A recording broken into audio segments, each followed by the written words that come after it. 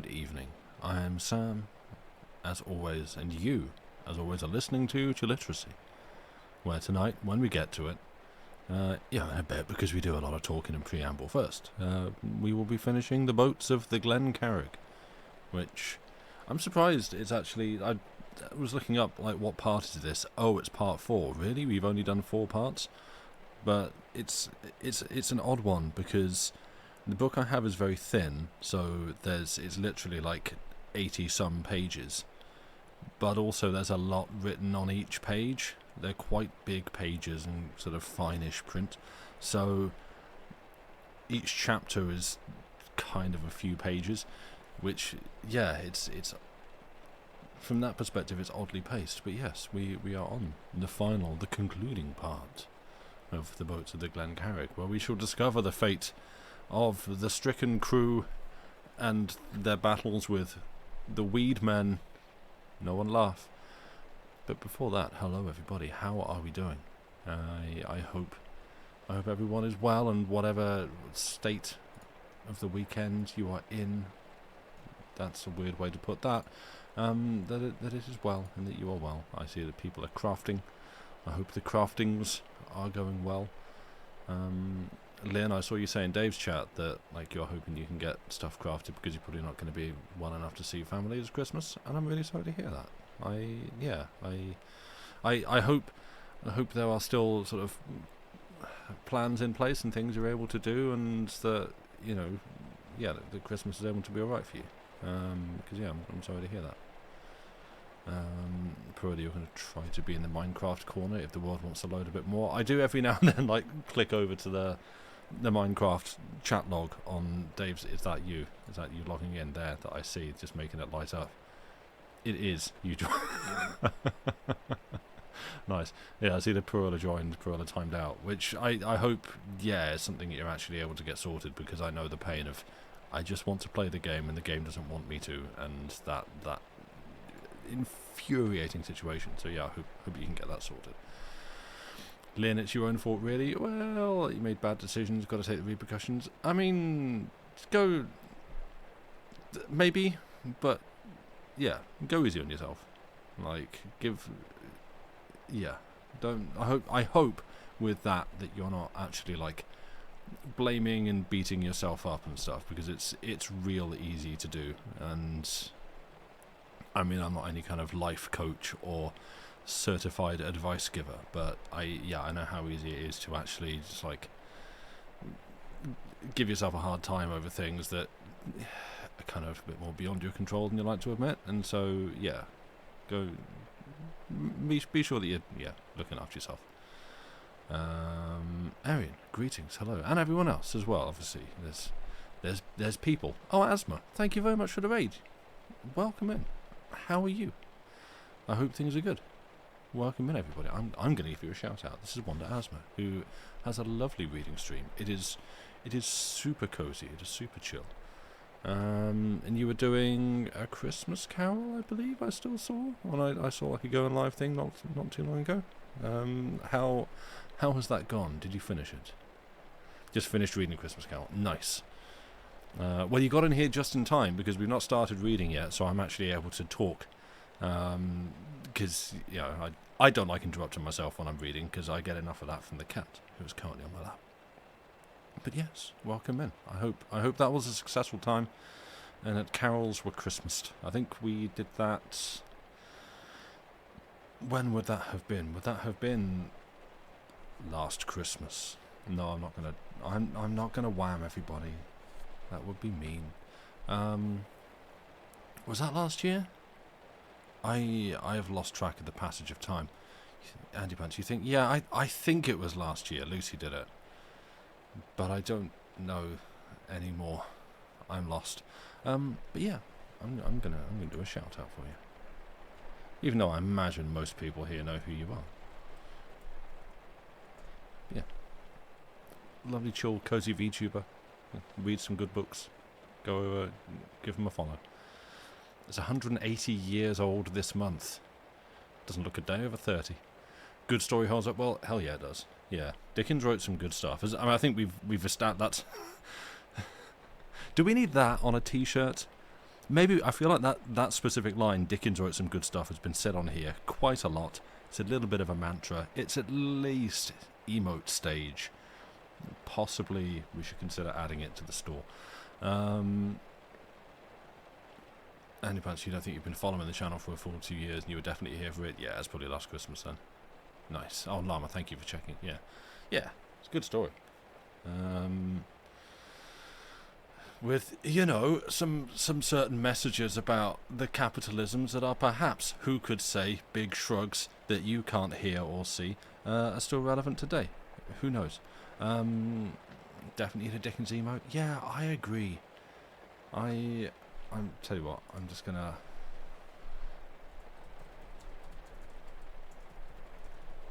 put that in a message to Lucy, which will get lost in the history of conversations, and then in 6 months' time we'll go, hey, what was no, we had an idea for an emote. What was it? Yeah, I sent it to you. Sometime it was cold. And that's as far as we'll get. Charlie D says eat the rich. It's quite wordy. I don't disagree. Can we condense it down into perhaps something represented by a smiling face? But yes, hello, welcome in. I am and will remain your host for this evening, Sam. And yes, tonight we have the concluding part of the Boats of the Glen Carrig, but it probably won't be the last of me reading something a bit longer on here, because you got through this in 4 parts, and Lucy spent 12 months reading A Tale of Two Cities, and so it's only fair to keep me on a little bit longer. So I do have, after this, the next one in, I think, what is termed his Trilogy of the Abyss. Just quickly trying to dredge that piece of information up while in the middle of a sentence. That's risky. I think it's The House on the Borderland is the next one. So yeah, when I finish this, I will probably read that, assuming as ever that I don't get into it and like, oh no, this book is, he just suddenly gets wildly offensive for this one or something. You know, could happen. Doesn't seem likely, but it could. Oh, you won't win the emote necessarily, just to come to fair. Okay. Oh, Minecraft server's a bit wonky, so you do the yarn crafts instead. Fair. Just, yeah. New from Mojang. It's yarn craft. Yeah. No, I can't think. I'm done. Oh, Joe, you want to go out? Okay, thanks for the break. There we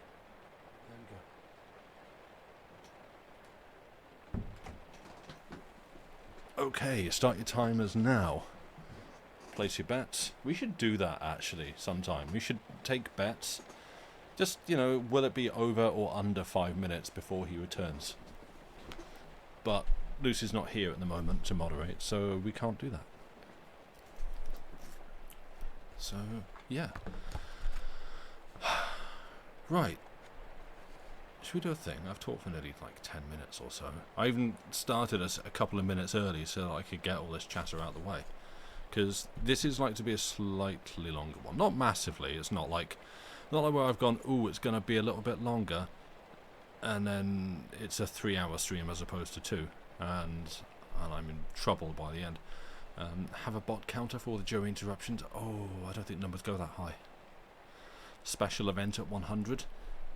I mean, come on, give ourselves a challenge.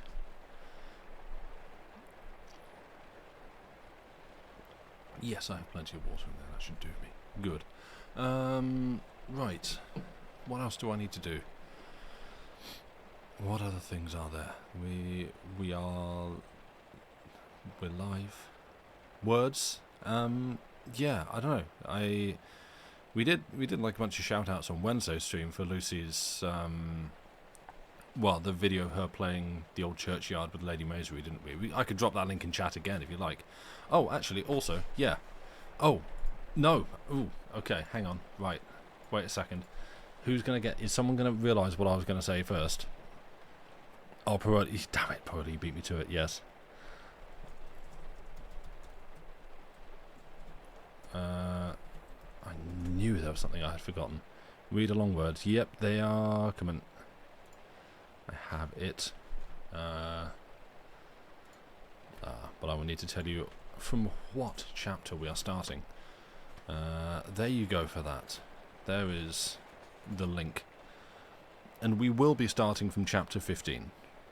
So, there you go. But, yeah, the other thing, which you will have seen if you are in any way in orbit, is that the stuff that both Lucy and I have written is now started to go up live online. We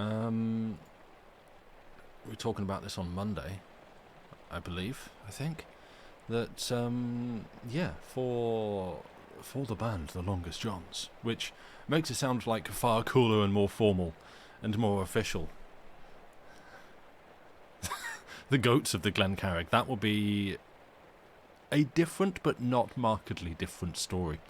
But yes, for the band, The Longest Johns, which sounds very prestigious until you look at the last names of myself and one of the founding members of the band. But you know, I pull my weight. They have a new album coming out, and the album art that they got for it inspired them and myself, because I was in the meeting, to go, oh, fiction, short stories and things. And as a product of that, myself, Lucy, and two other writers, Lydia Brown and Diana Flint, were contracted and commissioned to write some short stories. And they have started to go up and will be going up throughout the pre-order campaign for their album. So the first one, which has gone through a few different name changes. I don't know how visible and obvious that is, but it's been like the prelude, the prologue, the overture, and it sort of seems to flit between all three in some kind of quantum pattern. And you observe it and you collapse it into one. But that is the one that went up last week on Friday to sort of to set things off. It's like the introductory short story to the whole thing. And then Lucy's first piece, which she wrote, I think either...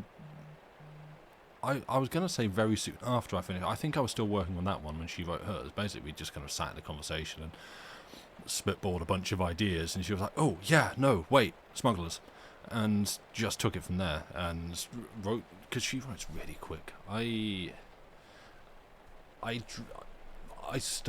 write like maybe up to 1,000 words very quickly, probably closer to 500, but somewhere in that region, and then momentum stops, and I'm learning, like, drag everything over the finish line with maximum effort, and it's really difficult.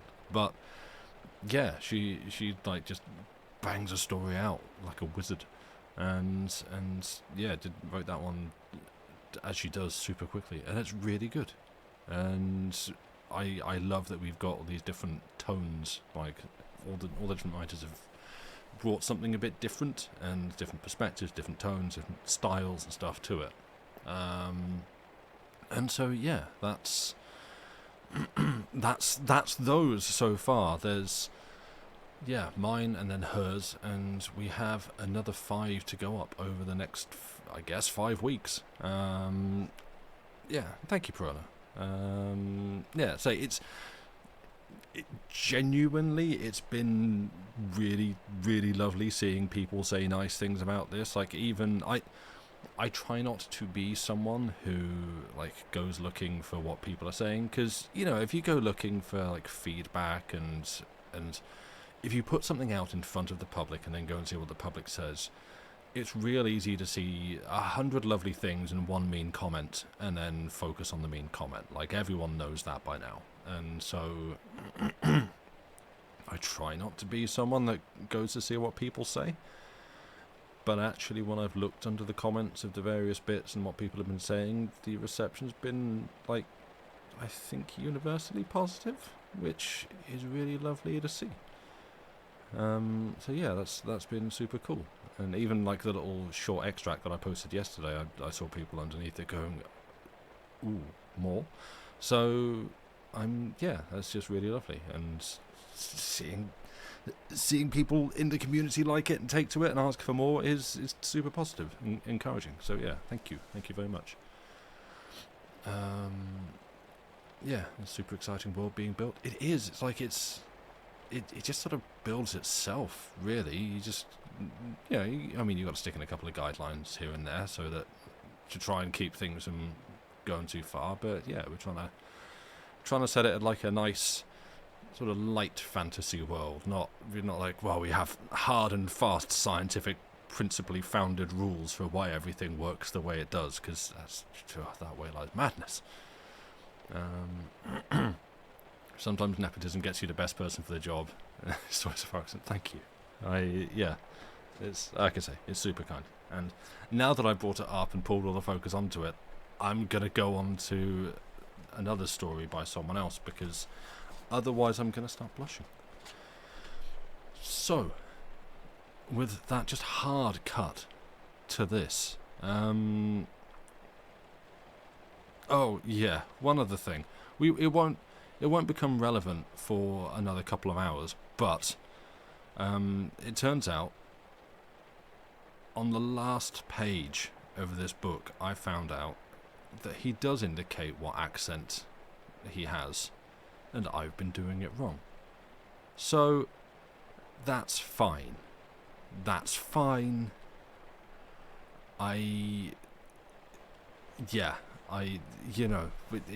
This is just someone from the place that he says who speaks like this, and we're not going to look any further into that.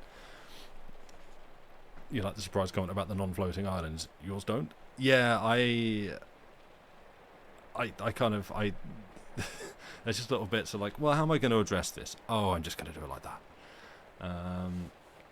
It's a creative interpretation. That's my right as a performer. Yeah, it's been quite creative. I mean, to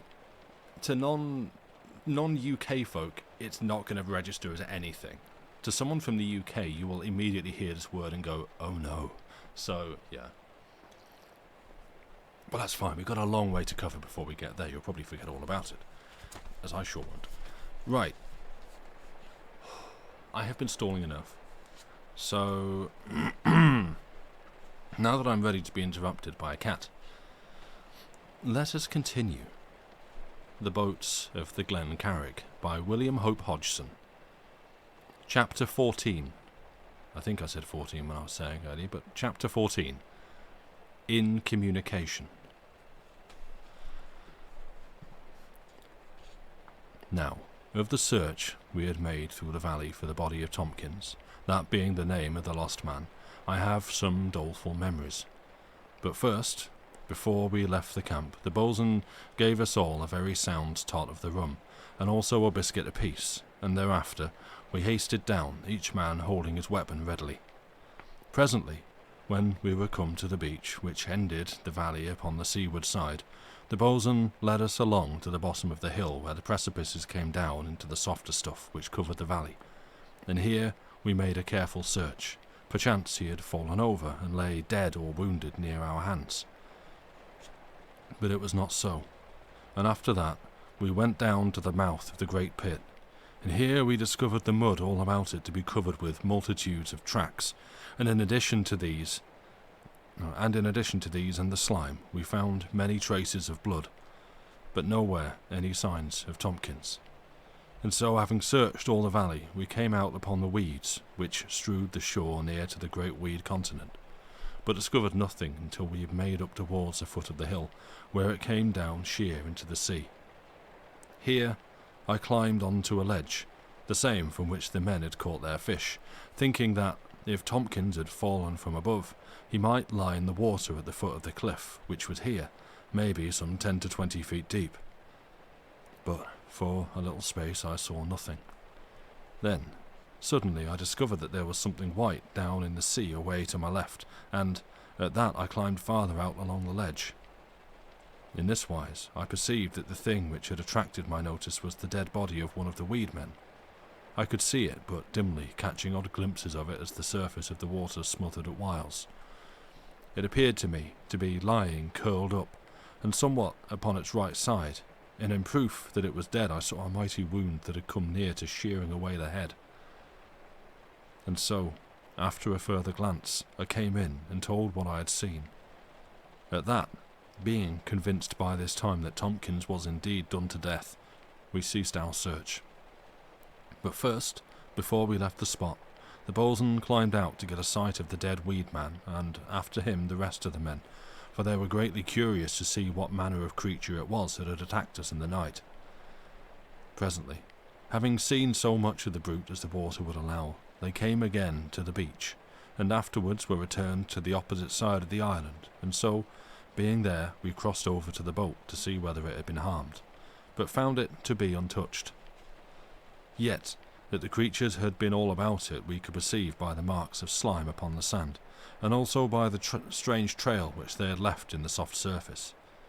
Then one of the men called out that there had been something at Job's grave, which, as will be remembered, had been made in the sand some little distance from the place of our first camp.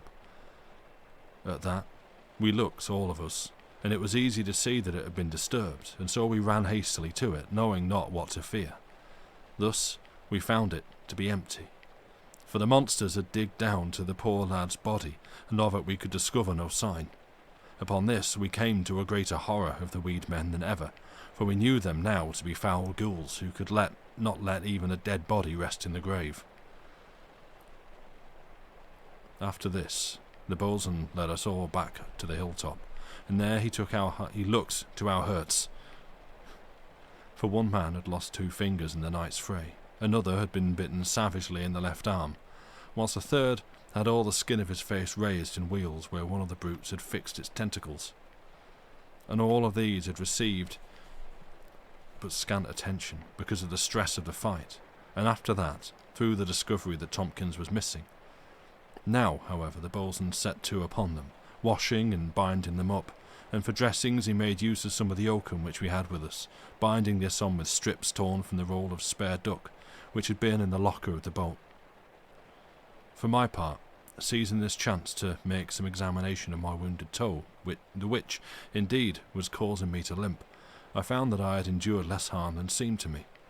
For the bone of the toe was untouched, though showing bare, yet when it was cleansed, I had not overmuch pain with it, though I could not suffer to have a boot on, and so bound some canvas about my foot until such time as it should be healed. Presently, when our wounds were all attended to, the which had taken time, for there was none of us altogether untouched, the boatswain bade the man whose fingers were damaged to lie down in the tent, and the same order he gave also to him that was bitten in the arm. Then the rest of us he directed to go down with him and carry up fuel, for that the night had shown him how our very lives depended upon a sufficiency of this, and so all that morning we brought fuel to the hilltop, both weed and reeds, resting not until midday, when he gave us a further tot of the rum, and after that set one of the men upon the dinner. Then he bade the man, Jessup by name, who had proposed to fly a kite over the vessel in the weed, to say whether he had any craft in the making of such a matter. At that the fellow laughed, and told the boatswain that he would make him a kite that would fly very steadily and strongly, and this without the aid of a tail. And so the boatswain bade him set to without delay, for that we should do well to deliver the people in the hulk, and afterwards make all haste from the island, which was no better than a nesting place of ghouls. Now, hearing the man say that his kite would fly without a tail, I was mightily curious to see what manner of thing he would make, for I had never seen the like, nor heard that such was possible. Yet he spoke of no more than he could accomplish, for he took 2 of the reeds and cut them to a length of about 6 feet. Then he bound them together in the middle so that they formed a St. Andrew's cross, and after that he made 2 more such crosses, and when these were completed he took 4 reeds, maybe a dozen feet long, and bade us stand them upright in the shape of a square, so that they formed the 4 corners, and after that he took one of the crosses and laid it in the square, so that its 4 ends touched the 4 uprights. In this position he lashed it. Then he took the 2nd cross and lashed it midway between the top and bottom of the uprights, and after that he lashed the 3rd at the top, so that the 3 of them acted as spreaders to keep the 4 longer reeds in their places, as though they were for the uprights of a little square tower. Now, when he had gotten so far as that, the boatswain called out to us to make our dinners, and this we did, and afterwards had a short time in which to smoke. And whilst we were thus at our ease, the sun came out, and the which it had not done all day. At that we felt vastly brighter, for the day had been very gloomy with clouds until that time, and what with the loss of Tompkins, and our own fears and hurts, we had been exceeding doleful. But now, as I have said, we became more cheerful, and went very alertly to the finishing of the kite. At this point, it came suddenly to the boatswain that we had made no provision of cord for the flying of the kite, and he called out to the man to know what strength the kite would require, at which Jessup answered him that maybe 10-yarn sennet would do, and this being so, the boatswain led 3 of us down to the wrecked mast upon the further beach, and from this we stripped all that was left of the shrouds, and carried them to the top of the hill, and so, presently having unlaid them, we set to upon the sennet, using 10 yarns, but placing 2 as one, by which means we progressed with more speed than if we had taken them singly. Now, as we worked, I glanced occasionally towards Jessup, and saw that he had stitched a band of the light duck around each end of the framework which he had made, and these bands I judged to be about 4 feet wide, in this wise leaving an open space between the two, so that now the thing looked something like to a Punchinello show, so that the opening was in the wrong place. Only that the opening was in the wrong place, and there was too much of it.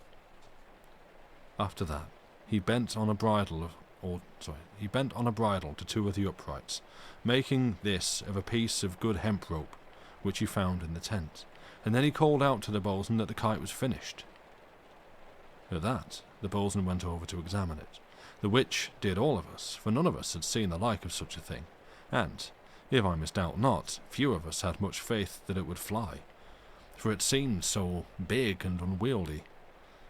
Now, I think that Jessup gathered something of our thoughts, for, calling to one of us to hold the kite lest it should blow away, he went into the tent and brought out the remainder of the hemp line, the same from which he had cut the bridle. This he bent onto it, and giving the 2 end into our hands,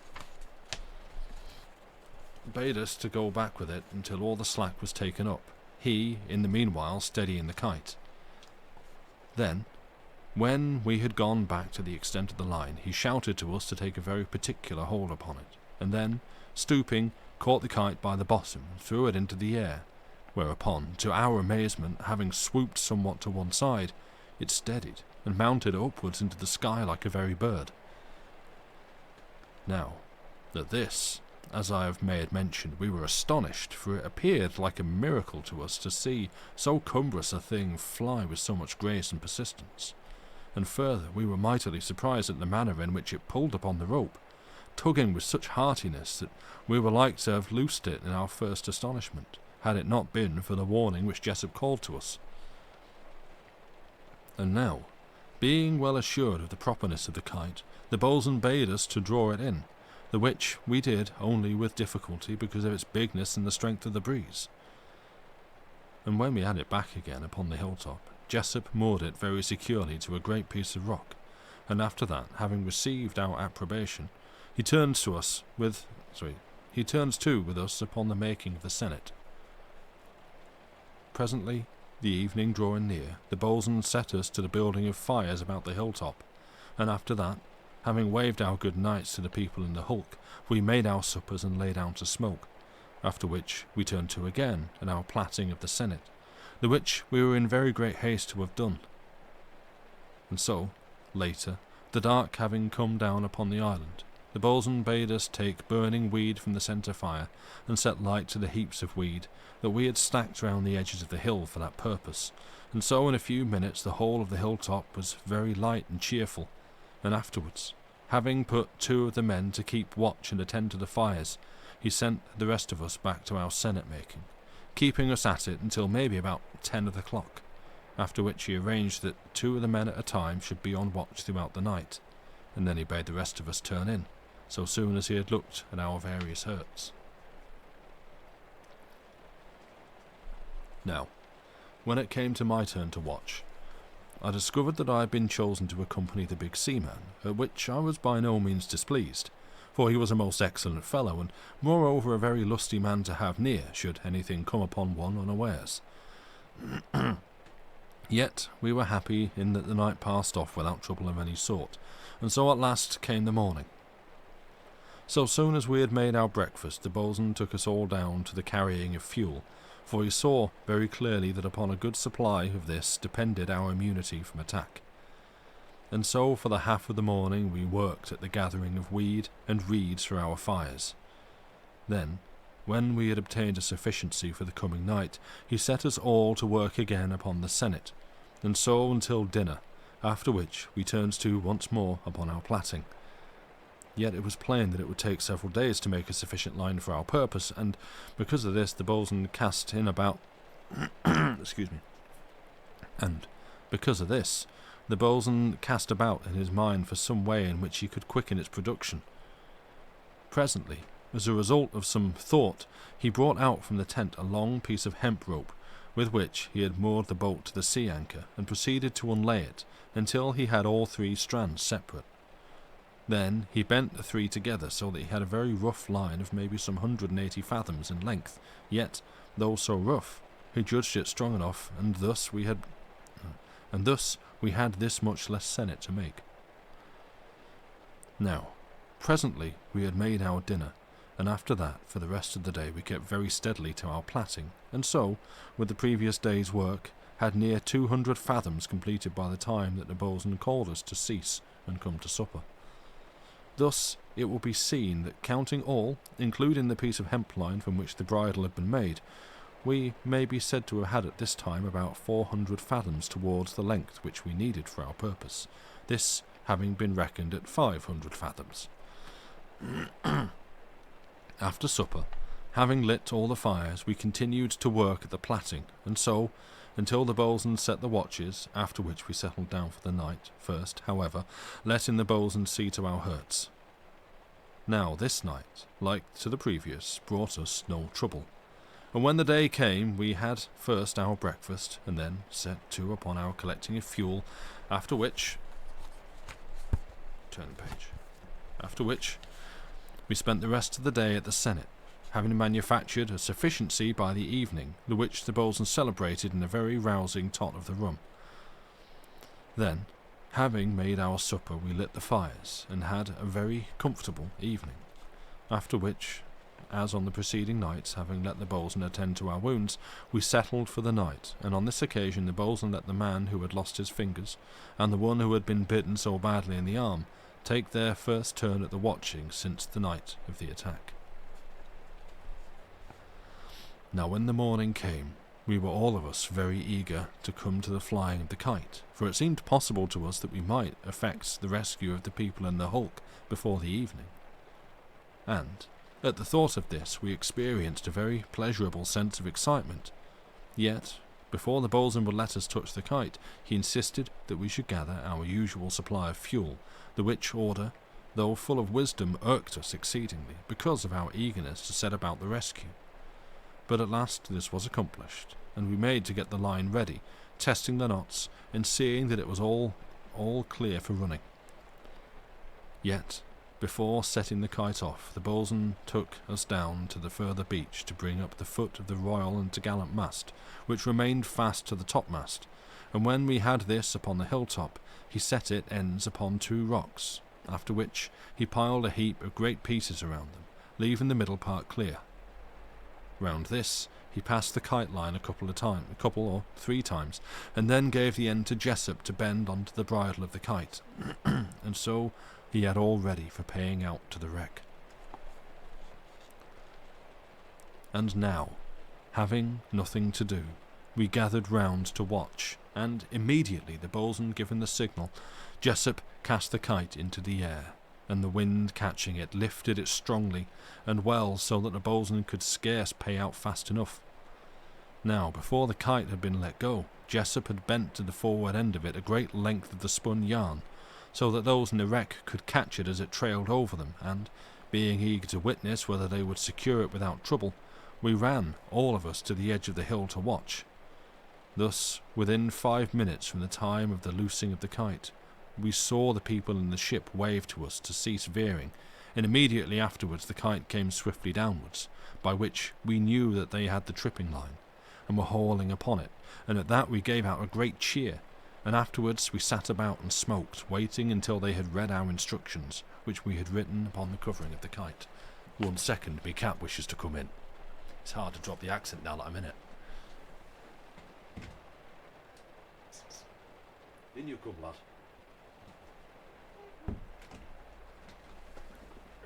Excuse me. Yes. Are you going to... What are you going to do? Do you want to be on my lap?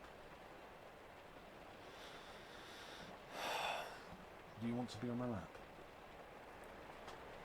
I'm going to pick you up. Oh, ready? Ready?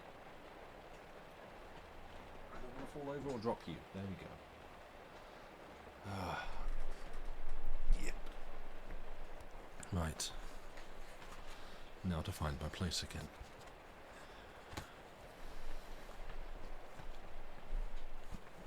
1 second, let's just readjust now to accommodate the addition of a cat. Right. At some point I may shriek if my knee suddenly decides to hurt from where he is. Yes, you, where you are perched upon it.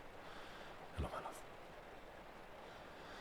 Right, we have written upon the kite. Are we stacking up cats to indicate the passage of time? Okay, that's fair. Right. I'm just going to take some water, because voice is rough. There we go. Presently, maybe the half of an hour afterwards, they signalled to us to haul upon our line, which we proceeded to do without delay. And so, after a great space, we had hauled in all of our rough line, and come upon the end of theirs, which proved to be a fine piece of 3-inch hemp, new and very good. Yet we could not conceive that this would stand the stress necessary to lift so great a length clear of the weed, as would be needful, or ever we could hope to bring the people of the ship over it in safety. And so we waited some little while, and presently they signalled again to us to haul, which we did, and found that they had bent on a much greater rope to the bight of the 3-inch hemp, having merely intended the latter for a hauling line, by which to get the heavier rope across the weed to the island. Thus, after a weariful time of pulling, we got the end of the bigger rope up to the hilltop, and discovered it to be an extraordinarily sound rope of some 4 inches diameter, and smoothly laid in fine yarns, round and very true, and well spun, and with this we had every reason to be satisfied. Now, to the end of the big rope they had tied a letter in a bag of oilskin, and in it they said some very warm and grateful things to us, after which they set out a short code of signals by which we should be able to understand one another on certain general matters, and at the end they asked if they should send us any provision ashore, for, as they explained, it would take some little while to get the ropes set taut enough for our purpose, and the carrier fixed and in working order. Now, upon reading this letter, we called out to the boatswain that we should ask them if they would send us some soft bread, the which he added thereto a request for lint and bandages and ointment for our hurts. And this he bade me write upon one of the great leaves from off the reeds, and at the end he told me to ask if they desired us to send them any fresh water. And all of this I wrote with a sharpened splinter of reed, cutting the words into the surface of the leaf. Then, when I had made an end of the writing, I gave the leaf to the boatswain, and he enclosed it in the oilskin bag, after which he gave the signal for those in the hulk to haul on the smaller line, and this they did. Presently, they signed to us to pull in again, the which we did, and so, when we had hauled in a great length of their line, we came to the little oilskin bag, in which we found lint and bandages and ointment, and a further letter, which set out that they were baking bread, and would send us some so soon as it was from the oven. Now, in addition to the matters for the healing of our wounds in the letter, they had included a bundle of paper of loose sheets, some quills and an inkhorn, and, at the end of their epistle, they begged very earnestly of us to send them some news of the outer world, for they had been shut up in that strange continent of weed for something over 7 years.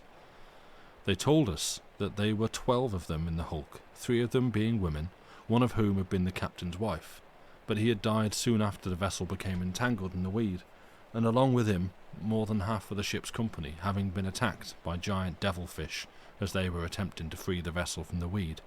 And afterwards they who were left had built the superstructure as a protection against the devilfish, and the devil men, as they termed them.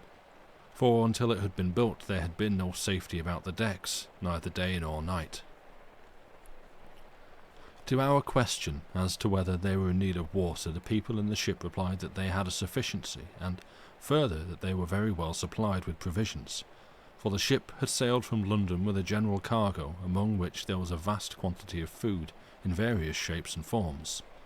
At this news we were greatly pleased, seeing that we need have no more anxiety regarding a lack of victuals, and so in the letter which I sent to the tent to write, I put down that we were in no great plenitude of provisions, at which hint I guessed they would add somewhat to the bread when it should be ready.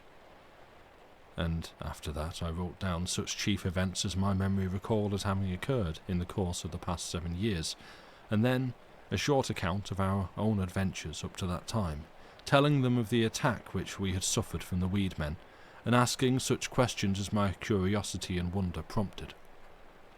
Now, whilst I had been writing, sitting in the mouth of the tent, I had observed from time to time how that the boatswain was busied with the men in passing in the end of the big rope round a mighty boulder, which lay about 10 fathoms in from the edge of the cliff which overlooked the hulk. This he did, parcelling the rope where the rock was in any way sharp so as to protect it from being cut, for which purpose he made use of some of the canvas. And by the time that I had the letter completed, the rope was made very secure to the great piece of rock, and further, they put a large piece of chafing gear under the part of the rope where it took the edge of the cliff. Now, having, as I have said, completed the letter, I went out with it to the boatswain, but before placing it in the oilskin bag he bade me add a note at the bottom, to say that the big rope was all fast, and that they could heave on it so soon as it pleased them. And after that we dispatched the letter by means of the small line, the men in the hulk hauling it off to them so soon as they perceived our signals. By this it had come well on to the latter part of the afternoon, and the boatswain called us all to make some sort of a meal, leaving one man to watch the hulk, perchance they should signal to us. For we had missed our dinner in the excitement of the day's work, and were come now to feel the lack of it. Then, in the midst of it, the man upon the lookout cried out that they were signalling to us from the ship, and at that we ran all of us to see what they desired, and so, by the code which we had arranged between us, we found that they waited for us to haul upon the small line. This did we, and made out presently that we were hauling something across the weed of a very fair bulk, at which we warmed to our work, guessing that it was the bread which they had promised us, and so it proved, and done up with great neatness in a long roll of tarpaulin, which had been wrapped round both of the loaves and the rope, and lashed very securely at the ends, thus producing a taper shape convenient for passing over the weed without catching. Now, when we came to open this parcel, we discovered that my hint had taken very sound effect, for there were in the parcel, besides the loaves, a boiled ham, a Dutch cheese, 2 bottles of port well padded from breakage, and 4 pounds of tobacco and plugs. And at this coming of good things we stood, all of us, upon the edge of the hill, and waved our thanks to those in the ship, they waving back in all good will, and after that we went back to our meal, at which we sampled the new victuals with very lusty appetites.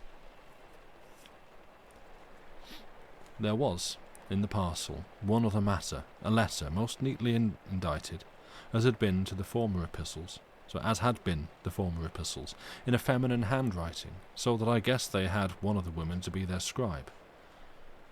This epistle answered some of my queries, and in particular I remember that it informed me as to the probable cause of the strange crying which preceded the attack by the weed men, saying that on each occasion when they in the ship had suffered their attacks, there had been always this same crying, being evidently a summoning call or signal to the attack, though how given the writer had not discovered, for the weed devils, this being how they in the ship spoke always of them, never made a sound when attacking, not even when wounded to the death, and indeed I may say here that we never learnt the way in which that lonesome sobbing was produced, nor, indeed, did they or we discover more than the merest tithe of the mysteries which that great continent of weed holds in its silence.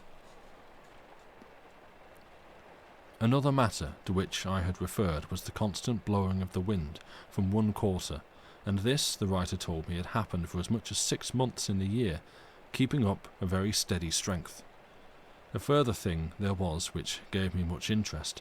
It was that the ship had not been always where we had discovered her, for at one time they had been so far within the weeds that they could scarce discern the open sea upon the far horizon, but that at times the weed opened in great gulfs that went yawning through the continent for scores of miles, and in this way the shape of the coasts of the weed were being constantly altered, these happenings being for the most part at the change of the wind. And much more there was that they told us, and then and afterwards, how that they dried weed for their fuel, and how the rains which fell with great heaviness at certain periods supplied them with fresh water, though at times, running short, they had to learn to distill sufficient for their needs until the next rains.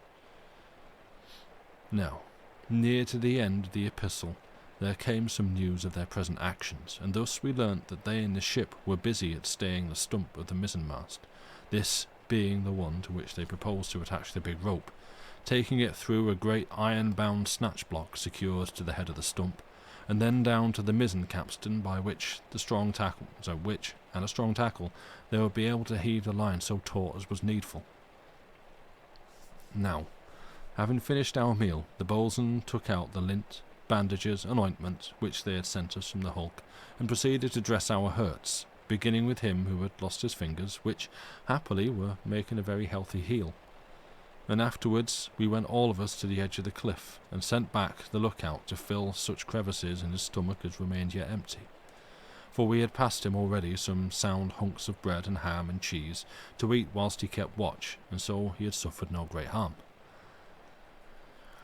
It may have been near an hour after this that the boatswain pointed out to me that they in the ship had commenced to heave upon the great rope, and so I perceived and stood watching it. For I knew that the boatswain had some anxiety as to whether it would take up sufficiently clear of the weed to allow those in the ship to be hauled along with it, free from molestation by the great devilfish. Presently, as the evening began to draw on, the boatswain bade us all go and build our fires about the hilltop, and this we did, after which we returned to learn how the rope was lifting, and now we perceived that it had come clear of the weed, at which we felt mightily rejoiced, and waved encouragement, chance there might be any who watched us from the hulk. Yet, though the rope was up clear of the weed, the bight of it had to rise to a much greater height, or ever it would do for the purpose for which we intended it, and already it suffered a vast strain, as I discovered by placing my hand upon it, for even to lift the slack of so great a length of line meant the stress of some tons. And later, I saw that the boatswain was growing anxious, for he went over to the rock around which he had made fast the rope, and examined the knots, and those places where he had parcelled it, and after that he walked to the place where it went over the edge of the cliff, and here he made further scrutiny, and came back presently, seeming not dissatisfied. Then, in a while, the darkness came down upon us, and we lighted our fires and prepared for the night, having the watches arranged as on the preceding nights.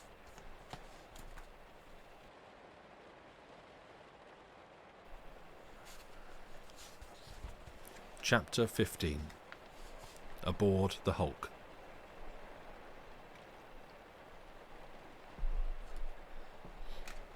Now, when it came to my watch, the which I took in company with the big seaman, the moon had not yet risen, and all the island was vastly dark, save the hilltop, from which the fires blazed in a score of places, and very busy they kept us, supplying them with fuel.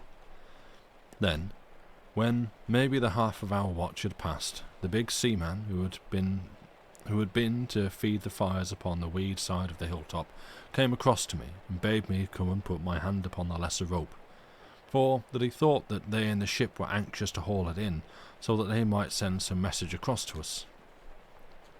At his words, I asked him very anxiously whether he had perceived them waving a light, the which we had arranged to be our method of signalling in the night, in the event of such being needful.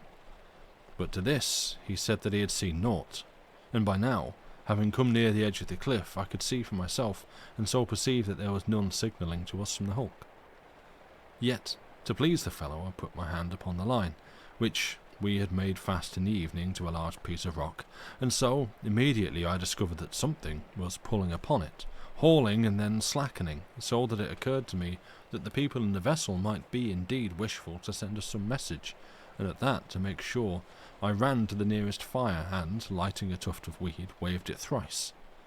But there came not any answering signal from those in the ship, and at that I went back to feel at the rope, to assure myself that it had not been the pluck of the wind upon it. But I found that it was something very different from the wind, something that plucked with all the sharpness of a hooked fish, only that it had been a mighty great fish to have given such tugs, and so I knew that some vile thing out in the darkness of the weed was fast to the rope, and at this there came the fear that it might break it, and then a second thought that something might be climbing up to us along the rope, and so I bade the big seaman stand ready with his great cutlass, whilst I ran and waked the boatswain. And in this I did, and explained to him how that something meddled with the lesser rope, so that he came immediately to see for himself how this might be. And when he put his hand upon it, he bade me go and call the rest of the men, and let them stand round by the fires, for that there was something abroad in the night, and we might be in danger of attack. But he and the big seaman stayed by the end of the rope, watching so far as the darkness would allow, and ever and anon feeling the tension upon it. Then, suddenly it came to the boatswain to look to the second line, and he ran, cursing himself for his thoughtlessness. But because of its greater weight and tension, he could not discover for certain whether anything meddled with it or not. Yet he stayed by it, arguing that if aught touched the smaller rope, then might something do likewise with the greater, only that the small line lay along the weed, whilst the greater one had been some feet above it when the darkness had fallen over us, and so might be free from any prowling creatures. And thus maybe an hour passed, and we kept watch and tended the fires, going from one to another, and presently, coming to one that was nearest to the boatswain, I went over to him, intending to pass a few minutes and talk. But as I drew nigh to him, I chanced to place my hand upon the big rope, and at that I exclaimed in surprise, for it had become much slacker than when last I had felt it in the evening, and I asked the boatswain whether he noticed it, whereat he felt the rope, and was almost more amazed than I had been, for when last he had touched it, it had been taut and humming in the wind. Now, upon this discovery, he was in much fear that something had bitten through it, and called to the men to come all of them and pull upon the rope, so that he might discover whether it was indeed parted. But when they came and hauled upon it, they were unable to gather in any of it, whereat we felt all of us mightily relieved in our minds, though still unable to come at the cause of the sudden slackness. And so, a while later there rose the moon, and we were able to examine the island and the water between it and the weed continent, to see whether there was anything stirring. Yet neither in the valley, nor on the faces of the cliffs, nor in the open water could we perceive aught living, and as for anything among the weeds, it was small use trying to discover it among all that shaggy blackness. And now, being assured that nothing was coming at us, and that, so far as our eyes could pierce, there climbed nothing upon the ropes, the boatswain bade us get turned in, all except those whose time it was to watch. Yet, before I went into the tent, I made a careful examination of the big rope, the which did also the boatswain, but could perceive no cause for its slackness, though this is quite apparent in the moonlight, the rope going down with greater abruptness than it had done in the evening. And so we could but conceive that they in the hulk had slacked it for some reason, and after that we went to the tent in a further spell of sleep. In the early morning we were waked by one of the watchmen, coming into the tent to call the boatswain, for it appeared that the hulk had moved in the night, and so its stern was now pointed somewhat towards the island. At this news we ran, all of us, from the tent to the edge of the hill, and found it to be indeed as the man had said, and now I understood the reason for the sudden slackening of the rope. For, After withstanding the stress upon it for some hours, the vessel had at last yielded and slewed its stern towards us, moving also to some extent bodily in our direction.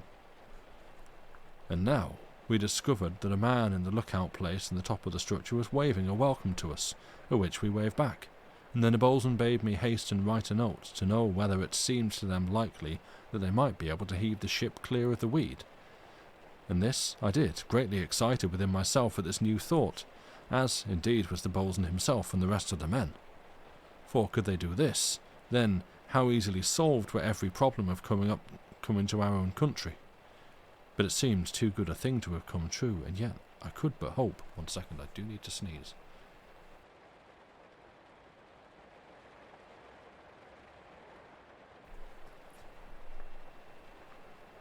And we're back.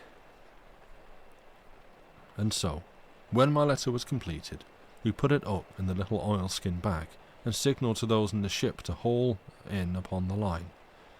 Yet, when they went to haul, there came a mighty splather amid the weed, and they seemed unable to gather in any of the slack, and then, after a certain pause, I saw the man in the lookout point something, and immediately afterward there belched out in front of him a little puff of smoke, and presently I caught the report of a musket, so that I knew that he was firing at something in the weed. He fired again, and yet once more, and after that they were able to haul in upon the line, and so I perceived that his fire had proved effectual. Yet we had no knowledge of the thing at which he had discharged his weapon.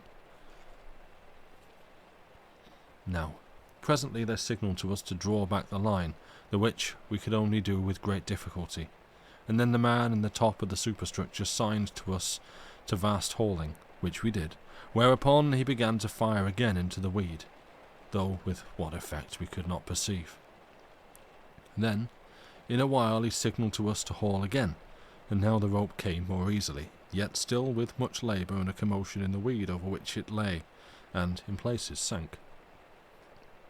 And so, at last, as it cleared the weed because of the lift of the cliff, we saw that a great crab had clutched it, and that we hauled it towards us, for the creature had too much obstinacy to let go.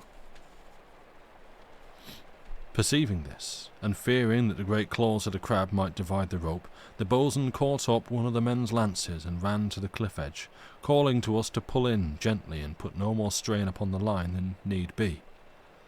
And so, hauling with great steadiness, we brought the monster near to the edge of the hill, and there, at a wave from the boatswain, stayed our pulling. Then he raised the spear and smote at the creature's eyes as he had done on a previous occasion, and immediately it loosed its hold, and fell with a mighty splash into the water at the foot of the cliff. Then the boatswain bade us haul in the rest of the rope until we should come to the packet, and in the meantime he examined the line to see whether it had suffered harm through the mandibles of the crab. Yet beyond a little chafe it was quite sound. And so we came to the letter, which I opened and read, finding it to be written in the same feminine hand which had indited the others. From it we gathered that the ship had burst through a very thick mass of the weed which had compacted itself about her, and that the second mate, who was the only officer remaining to them, thought that there might be a good chance to have the vessel out, though it would have to be done with great slowness so as to allow the weed to part gradually, otherwise the ship would but act as a gigantic rake to gather up weed before it, and so form its own barrier to clear water. And after this there were kind wishes and hopes that we had spent a good night, the which I took to be prompted by the feminine heart of the writer, and after that I fell to wondering whether it was the captain's wife who acted as scribe. Then I was waked from my pondering by one of the men crying out that they in the ship had commenced to heave again upon the big rope, and for a time I stood and watched it rise slowly as it came to tautness. I had stood there a while watching the rope when suddenly there came a commotion amid the weed about 2/3 of the way to the ship, and now I saw the rope had freed itself from the weed, and clutching it were maybe a score of giant crabs. At this sight some of the men cried out their astonishment, and then we saw that there had come a number of men into the lookout place in the top of the superstructure, and immediately they opened a very brisk fire upon the creatures, and so by ones and twos they fell back into the weed, and after that the men in the hulk resumed their heaving, and so in a while had the rope some feet clear of the surface. Now, having tautened the rope so much that they thought proper, they left it to have its due effect upon the ship, and proceeded to attach a great block to it. Then they signalled to us to slack away on the little rope until they had the middle part of it, and this they hitched around the neck of the block, and to the eye and the strop of the block they attached a boatswain's chair, and so they had ready a carrier, and by this means we were able to haul stuff to and from the hulk without having to drag it across the surface of the weed, being indeed the fashion in which we had intended to haul ashore the people of the ship. But now we had the bigger project of salvaging the ship herself, and, further, the big rope which acted as support for the carrier was not yet of a sufficient height above the weed continent for it to be safe to attempt to bring any ashore by such means. And now that we had hopes of saving the ship, we did not intend to risk parting the big rope by trying to attain such a degree of tautness as would have been necessary at this time to have raised its bight to the desired height. 1 sec.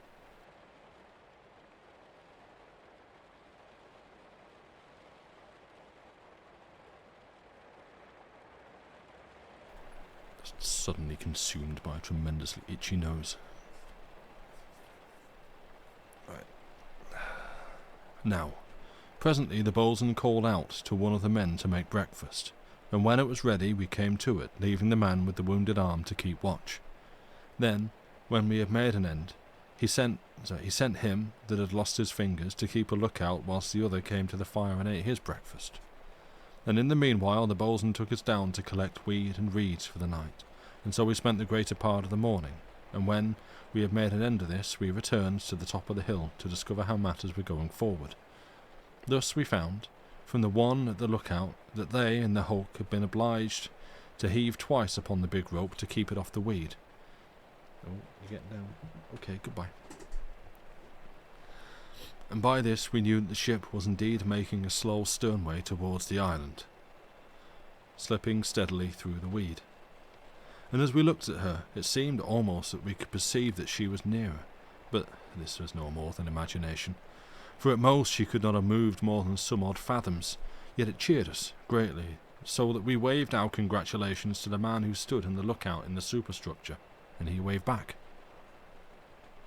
Later, we made dinner, and afterwards had a very comfortable smoke, and then the boatswain attended to our various hurts, and so through the afternoon we sat about upon the crest of the hill overlooking the hulk, and thrice had they in the ship to heave upon the big rope, and by evening they had made near 30 fathoms towards the island, the which they told us in reply to a query which the boatswain desired me to send them, several messages having passed between us in the course of the afternoon, so that we had the carrier upon our side. Further than this, they explained to us that they would tend the rope during the night, so that the strain would be kept up, and, more, this would keep the ropes off the weed. And so, the night coming down upon us, the boatswain bade us light the fires about the top of the hill, the same having been laid earlier in the day, and thus our supper having been dispatched, we prepared for the night. And all through it there burned lights aboard the hulk, the which proved very companionable to us in our times of watchings. And so at last came the morning, the darkness having passed without event, and now, to our huge pleasure, we discovered that the ship had made great progress in the night. Oh, and Joey has made great progress towards the door. 1 second.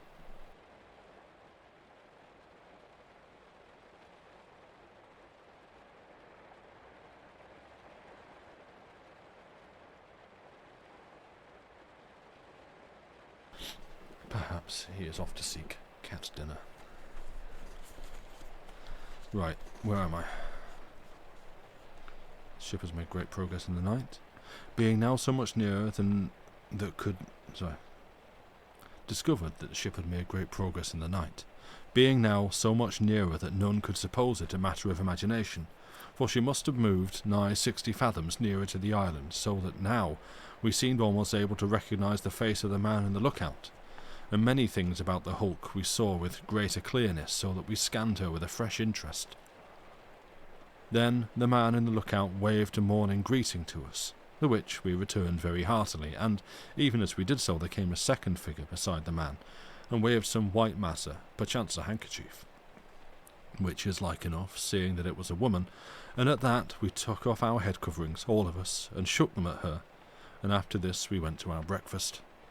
Having finished which, the boatswain dressed our hurts, and then, setting the man who had lost his fingers to watch, he took the rest of us, excepting him that was bitten in the arm, down to collect fuel, and so the time passed until near dinner. When we returned to the hilltop, the man upon the lookout told us that they in the ship had heaved not less than 4 separate times upon the big rope, the which, indeed, they were doing at that present minute, and it was very plain to see that the ship had come nearer, even during the short space of the morning. Now, when they had made an end of tautening the rope, I perceived that it was, at last, well clear of the weed, through all its length, being at the lowest part nigh 20 feet above the surface, and at that a sudden thought came to me which sent me hastily to the boatswain, for it had occurred to me that there existed no reason why we should not pay a visit to those aboard the hulk. But when I put the matter to him, he shook his head, and, for a while, stood out against my desire. But, presently, having examined the rope and considered that I was the lightest of any in the island, he consented, and at that I ran to the carrier which had been hauled across to our side, and got me into the chair. Now, the men, so soon as they perceived my intention, applauded me very heartily, desiring to follow, but the boatswain bade them be silent, and, after that, he lashed me into the chair with his own hands, and then signalled to those in the ship to haul upon the small rope, he, in the meanwhile, checking my descent towards the weeds by means of our end of the hauling line. And so, presently, I had come to the lowest part, where the bight of the rope dips downward in a bow towards the weed, and rose again to the mizzen mast of the hulk. Here I looked downward with somewhat fearful eyes, for my weight on the rope made it sag somewhat lower than seemed to me comfortable, and I had a very lively recollection of some of the horrors which that quiet surface hid. Yet I was no longer in this place, so I was not long in this place, for they in the ship perceived... I'll start the sentence again. Yet I was not long in this place, for they in the ship, perceiving how the rope let me nearer to the weed than was safe, pulled very heartily upon the hauling line, so that I came quickly to the hulk. We got there. Now, as I drew nigh to the ship, the men crowded upon a little platform which they had built into the superstructure somewhat below the broken head of the mizzen, and here they received me with loud cheers and very open arms, and were so eager to get me out of the boatswain's chair that they cut the lashings, being too impatient to cast them loose. Then they led me down to the deck, and here, before I had knowledge of aught else, a very buxom woman took me into her arms, kissing me right heartily, at which I was greatly taken aback. But the men about me did naught but laugh, and so in a minute she loosed me, and there I stood not knowing whether to feel like a fool or a hero, but inclining rather to the latter. Then, at this minute, there came a second woman, who bowed to me in a manner most formal, so that we might have been met in some fashionable gathering, rather than in a castaway hulk in the lonesomeness and terror of that weed-choked sea. And at her coming, all the mirth of the men died out of... I'll start that sentence again, I don't know why I'm struggling. And at her coming, all the mirth of the men died out of them, and they became very sober, whilst the buxom woman went backward for a piece, and seemed somewhat abashed. Now, at all this I was greatly puzzled, and looked from one to another to learn what it might mean. But in the same moment the woman bowed again, and said something in a low voice touching the weather. And after that she raised her glance to my face, so that I saw her eyes, and they were so strange and full of melancholy, that I knew on the instant why she spoke and acted in so unmeaning a way. For this poor creature was out of her mind, and when I learnt afterwards that she was the captain's wife, and had seen him die in the arms of a mighty devilfish, I grew to understand how she had come to such a pass. Now, for a minute after I discovered the woman's madness, I was so taken aback as to be unable to answer her remark, but for this there appeared no necessity, for she turned away and went aft towards the saloon stairway, which stood open, and here she was met by a maid, very bonny and fair, who led her tenderly down from my sight. Yet, in a minute, this same maid appeared, and ran along the decks to me, and caught my 2 hands, and shook them, and looked up at me with such roguish, playful eyes that she warmed my heart, which had been strangely chilled by the greeting of the poor woman. And she said many hearty things regarding my courage, to which I knew in my heart I had no claim. But I let her run on, and so presently, coming more to possession of herself, she discovered that she was still holding my hands, the which indeed I had been conscious of the while with a very great pleasure. But at her discovery she dropped them with haste and stood back from me a space, and so there came a little coolness into her talk. Yet this lasted not long, for we were both of us young, and I think even thus early we attracted one to the other, though apart from this there was so much that we desired each to learn that we could not but talk freely, asking question for question and giving answer for answer. And thus a time passed, in which the men left us alone and went presently to the capstan, about which they had taken the big rope, and at this they toiled a while, for already the ship had moved sufficiently to let the line fall slack. Presently the maid, whom I had learnt was niece to the captain's wife, and named Mary Madison, proposed to take me round of the ship, to which proposal I agreed very willingly. But first I stopped to examine the mizzen stump, and the manner in which the people of the ship had stayed it, the which they had done very cunningly, and now I noted how they had removed some of the superstructure from about the head of the mast, so as to allow passage for the rope without putting a strain upon the superstructure itself. Then, when I had made an end upon the poop, she led me down to the main deck, and here I was very greatly impressed by the prodigious size of the structure which they had built about the hulk, and the skill with which it had been carried out, the supports crossing from side to side and to the decks in a manner calculated to give great solidity to that which they upheld. Yet I was very greatly puzzled to know where they had gotten a sufficiency of timber to make so large a matter, but upon this point she satisfied me by explaining that they had taken up the 'tween decks, and used all such bulkheads as they could spare, and, further, that there had been a good deal among the dunnage which had proved usable. And so we came at last to the galley, and here I discovered the buxom woman to be installed as cook, and there were in with her a couple of fine children, one of whom I guessed to be a boy of maybe some 5 years, and the second a girl, scarce able to do more than toddle. At this I turned and asked Mistress Madison whether these were her cousins, but in the next moment I remembered that they could not be, for, as I knew, the captain had been dead some 7 years.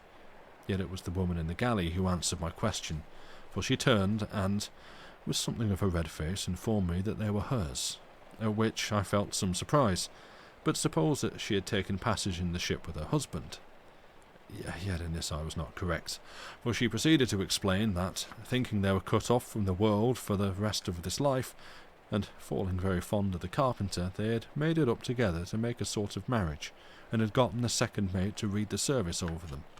She told me then how that she had taken passage with her mistress, the captain's wife, to help her with her niece, who had been but a child when the ship sailed, for she had been very attached to them both, and they to her.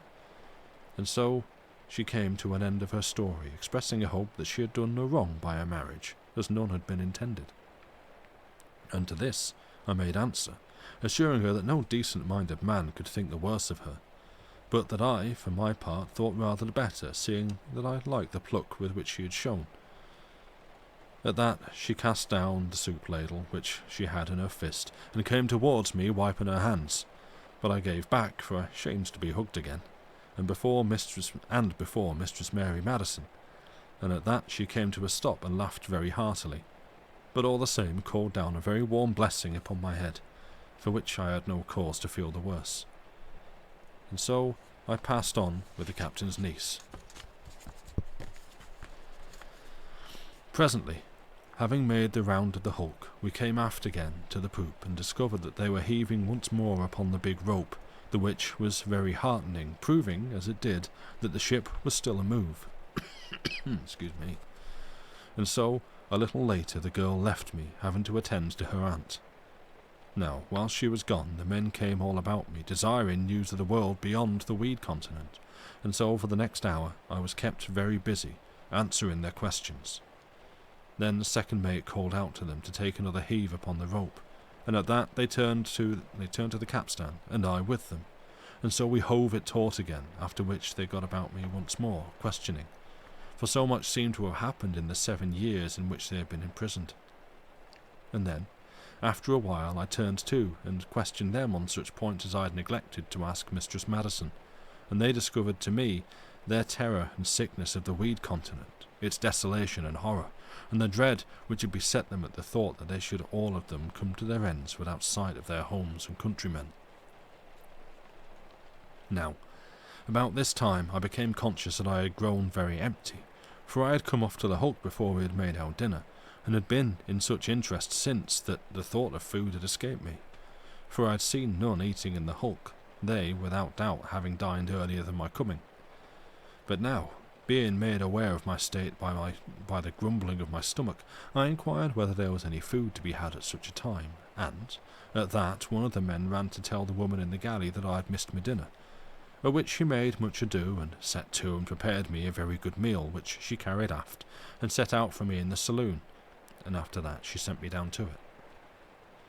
Presently, when I had come near to being comfortable, there chanced a lightsome step upon the floor behind me, and, turning, I discovered Mistress Madison was surveying me with a roguish and somewhat amused air. At this I got hastily to my feet, but she bade me sit down, and therewith she took a seat opposite, and so bantered me with a gentle playfulness that was not displeasing to me, and at which I played so good a second as I had ability.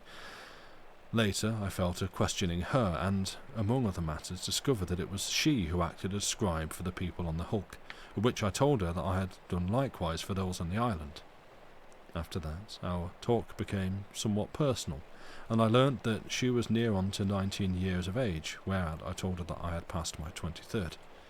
And so we chatted on, until presently it occurred to me that I had better be preparing to return to the island, and I rose to my feet with this intention, yet feeling that I had been very much happier to have stayed, the which I thought for a moment had not been displeasing to her, and this I imagined noting somewhat in her eyes when I had made mention that I must be gone.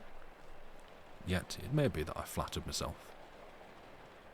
Now, when I came out on the deck, they were busied again in heaving taut the rope, and, until they had made an end, Mistress Madison and I filled the time with such chatter as is wholesome between a man and maid, who have not long met, yet find one another pleasing company. Then, when at last the rope was taut, I went up to the mizzen staging and climbed into the chair, after which some of the men lashed me in very securely. Yet when they gave signal to haul me to the island, there came, for a while, no response, and then signs that we could not understand, but no movement to haul me across the weed. At that they unlashed me from the chair, bidding me get out, whilst they sent a message to discover what might be wrong. And this they did, and presently there came back word that the big rope had stranded upon the edge of the cliff, and that they must slacken it somewhat at once, the which they did, with many expressions of dismay. And so maybe an hour passed, during which we watched the men working at the rope, just where it came down over the edge of the hill, and Mistress Madison stood with us and watched, for it was very terrible, this sudden thought of failure, though it were but temporary, when they were so near to success. Yet at last there came a signal from the island for us to loose the hauling line, the which we did, allowing them to haul across the carrier, and so in a little while they signalled back to us to pull in, which, having done, we found a letter in the bag lashed to the carrier, in which the boatswain made it plain that he had strengthened the rope, and placed fresh chafing gear about it, so that he thought it would be so safe as ever to heave upon, but to put it to a less strain. Yet he refused to allow me to venture across upon it, saying that I must stay in the ship until we were clear of the weed, for if the rope had stranded in one place, then had it been so cruelly tested that there might be some other point at which it was ready to give. And this final note of the boatswain's made us all very serious, for indeed it seemed possible that it was as he suggested, yet they reassured themselves by pointing out that, like enough, it had been the chafe upon the cliff edge which had frayed the strand, so that it had been weakened before it parted. But I, remembering the chafing gear which the bosun had put about it in the first instance, felt not so sure. Yet I would not add to their anxieties. And so it came about that I was compelled to spend the night in the hulk. But as I followed Mistress Madison into the big saloon, I felt no regret, and had near forgotten already my anxiety regarding the rope. And out on deck there sounded most cheerily the clack of the capstan. And that takes us to the end of the chapter, and where we shall take a break for now. So, I mean, I have a lot about that to comment on. You know, there's 3 women, the captain's wife, the buxom woman, and lady who gets a name. I also like the reference to there's the men, there's the man who lost his fingers, and there's the guy who got bitten in the arm, and it's just like, you know, you see that bridge? I built that bridge. You see that house? I built that house. But you lose 3 fingers in a fight with some devil weed men, and that becomes your whole identity. Anyway, yeah, 5-minute break. You know the drill. Get up. If you can, stretch those limbs. If you can, cycle those fluids, and we will see you back here in about 5 minutes or so. Goodbye for now.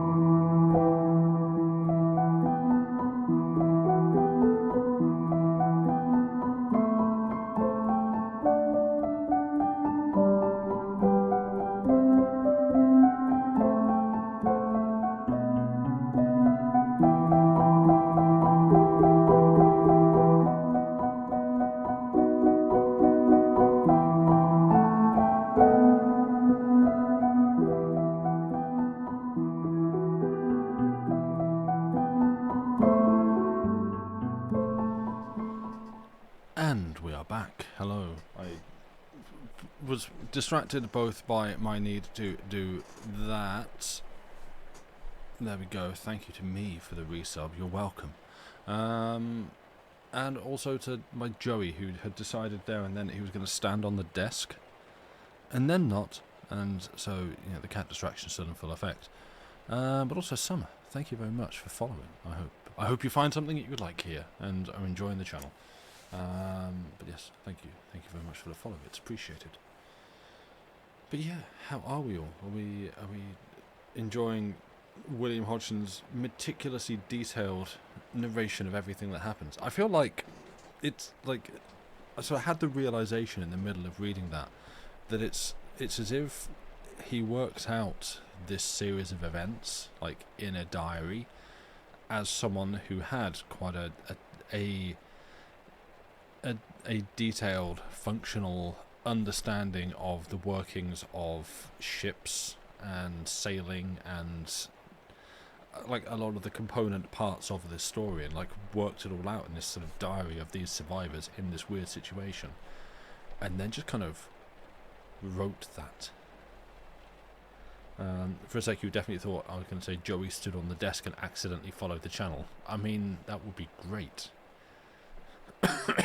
I don't know how many buttons he would have to press on the keyboard to log me out, log in with a new account. Creating the kite was so detailed that you got completely lost in how they were constructing it. Oh, me too. I've read it twice now. Both times I've been unable to follow. I think it's just like a large box kite of some kind. But yeah, like that. And when he's describing the sort of crossbow ballista thing that he constructed that did not work in their previous attempt, like it's a kind of writing that I get lost in because it's so detailed and so meticulous that I just lose track. It's like, oh, we then cut this beam and placed it crosswise to that one. It's like, okay, hang on, wait, that one's perpendicular to this, and like I know you have in your mind a very clear picture, author, of what this is. I don't, and I don't really need to know. So just say that we cut down some wood and made a ballista. And if you need to seed in some details there to make it a little bit more authentic, go for it. But yeah, there's a lot. So yeah. What do you want, my love? You were on my lap, and then you jumped off to be over there. And now, do you just like being picked up and brought over? Is that it? You just they took sticks and put them together and oh, look, a kite, right? Because that's kind of all you need. I mean, I feel kind of mean, like, critiquing a book that's however old, that like this is going to be around about 100 years old. Sat here in my cushy bedroom. You get pretty tangled in sentences and descriptions, a lot more reasonable length. So yeah, exactly, like same, big same. I feel like this is a rant that I would do at the not a rant, but a thing that I would do at the end of the stream. In fact, I kind of I think talked about it probably on Monday, because I know I've like the example I have to cite is Anathem by Neil Stevenson, which is a sci-fi book set in an alternate reality to our own, and there's parts at the start of that where he is describing the architecture of this like mathematical and scientific academy. They're sort of like, they're essentially, instead of religion as we have it, their religion seems to be like a scientific educational pursuit, and so they, from what I can tell, he is describing these enormous stone architectural wonders, as we might build cathedrals and universities, but theirs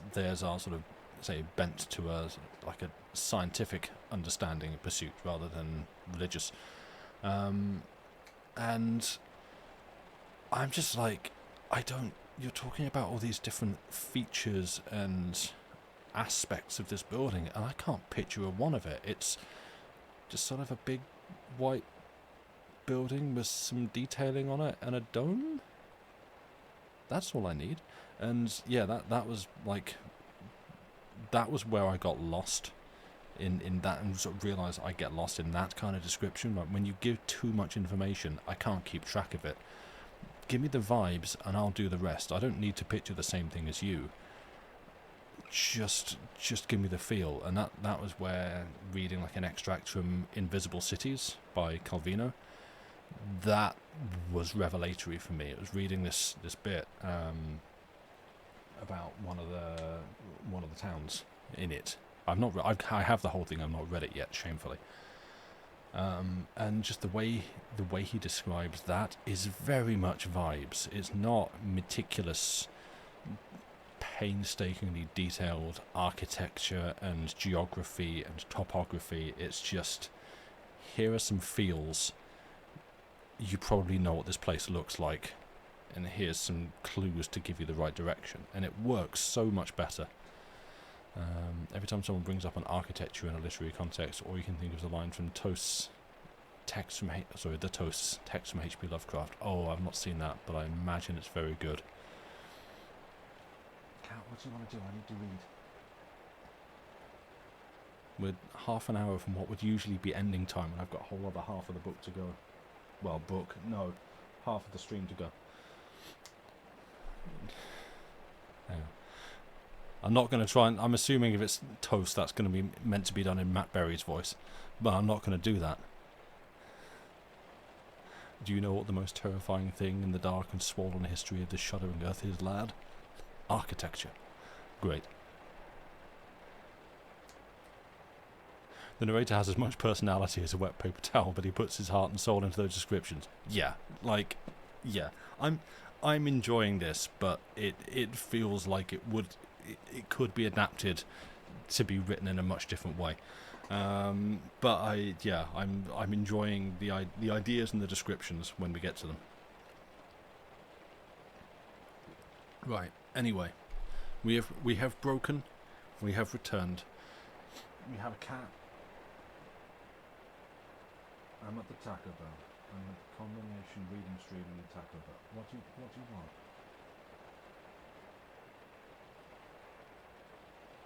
You wish to come in? Okay. Scoop. Grab. Meow. Okay.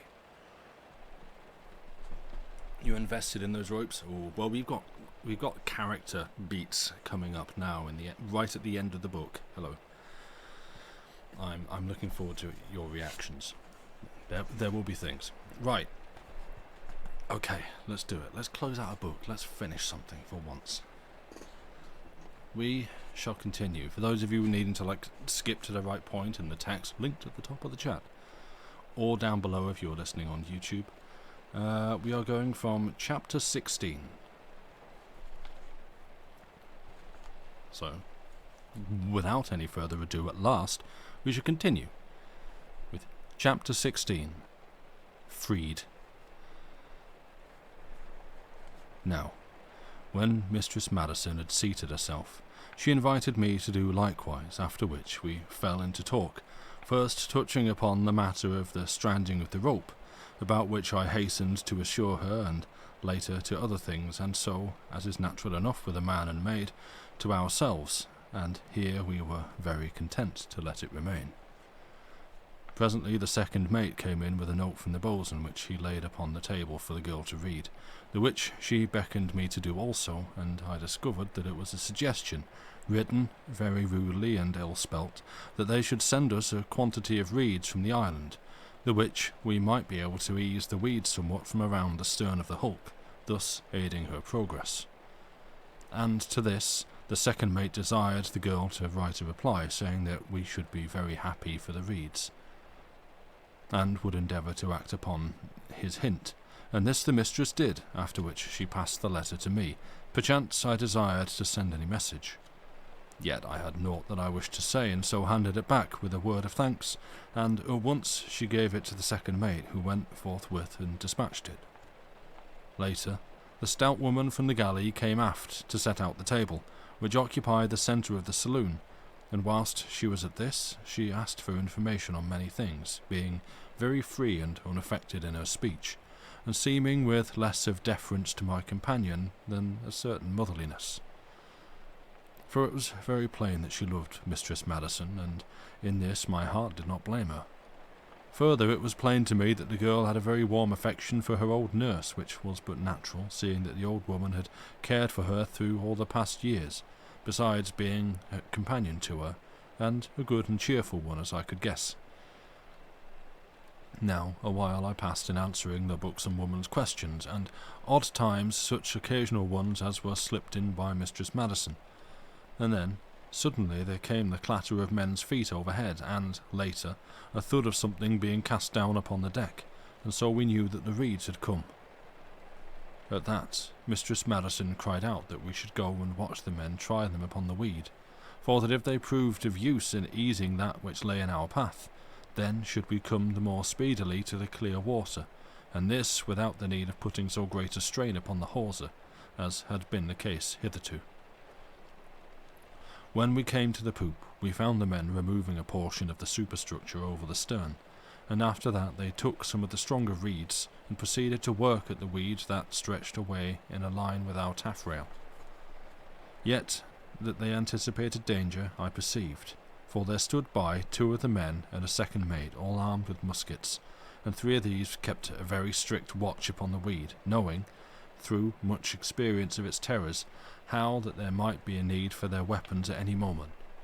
And so a while passed, and it was plain that the men's work upon the weed was having effect, for the rope grew slack visibly, and those at the capstan had all they could do. Had all that they could do, taking fleet and fleet with the tackle, to keep it anywhere near to tautness, and so, perceiving that they were kept so hard at it, I ran to give a hand, the which did Mistress Madison, pushing upon the capstan bars right merrily and with heartiness. And thus a while passed, and the evening began to come down upon the lonesomeness of the weed continent. Then there appeared the buxom woman, and bade us all come to our suppers, and the manner of addressing the 2 of us was the manner of one who might have mothered us. But Mistress Madison cried out to her to wait, that we had found work to do, and at that the big woman laughed, and came towards us threateningly, as though intending to remove us hence by force. And now, at this moment, there came a sudden interruption, which checked our merriment. For abruptly there sounded the report of a musket in the stern, and then came shouts, and the noise of the 2 other weapons, seeming like thunder, being pent by the overarching superstructure. And, directly, the men about the taffrail gave back, running here and there, and so I saw that great arms had come all about the opening which they had made in the superstructure, and 2 of these flickered inboard, searching hither and thither. But the stout woman took a man near to her and thrust him out of danger, and after that she caught Mistress Madison up in her big arms, and ran down onto the main deck with her, and all this before I had come to a full knowledge of our danger. But now I perceived that I should do well to get further back from the stern, the which I did with haste, and, coming to a safe position, I stood and stared at the huge creature, its great arms, vague in the growing dusk, writhing about in vain search for a victim. Then returned the second mate, having been for more weapons, and now I observed that he armed all the men, and had brought up a spare musket for my use, and so we commenced, all of us, to fire at the monster, whereat it began to lash about most furiously, and so, after some minutes, it slipped away from the opening and slid down into the weed. Upon that several of the men rushed to replace those parts of the superstructure which had been removed, and I with them. Yet there was sufficient for the job, so that I had no need to do aught. Thus, before they had made up the opening, I had been given chance to look out upon the weed, and so discovered that all the surface which lay between our stern and the island was moving in vast ripples, as though mighty fish were swimming beneath it. And then, just before the men put back the last of the great panels, I saw the weed all tossed up like to a vast pot a boil, and then a vague glimpse of thousands of monstrous arms that filled the air and came towards the ship. And then the men had the panel back in its place, and were hasting to drive the supporting struts into their positions. And when this was done, we stood a while and listened, but there came no sound above that of the wail of the wind across the extent of the weed continent. And at that I turned to the men, asking how it was that I could hear no sounds of the creatures attacking us. And so they took me into the lookout place, and from there I stared down at the weed, but it was without movement, save for the stirring of the wind, and there was nowhere any sign of the devilfish.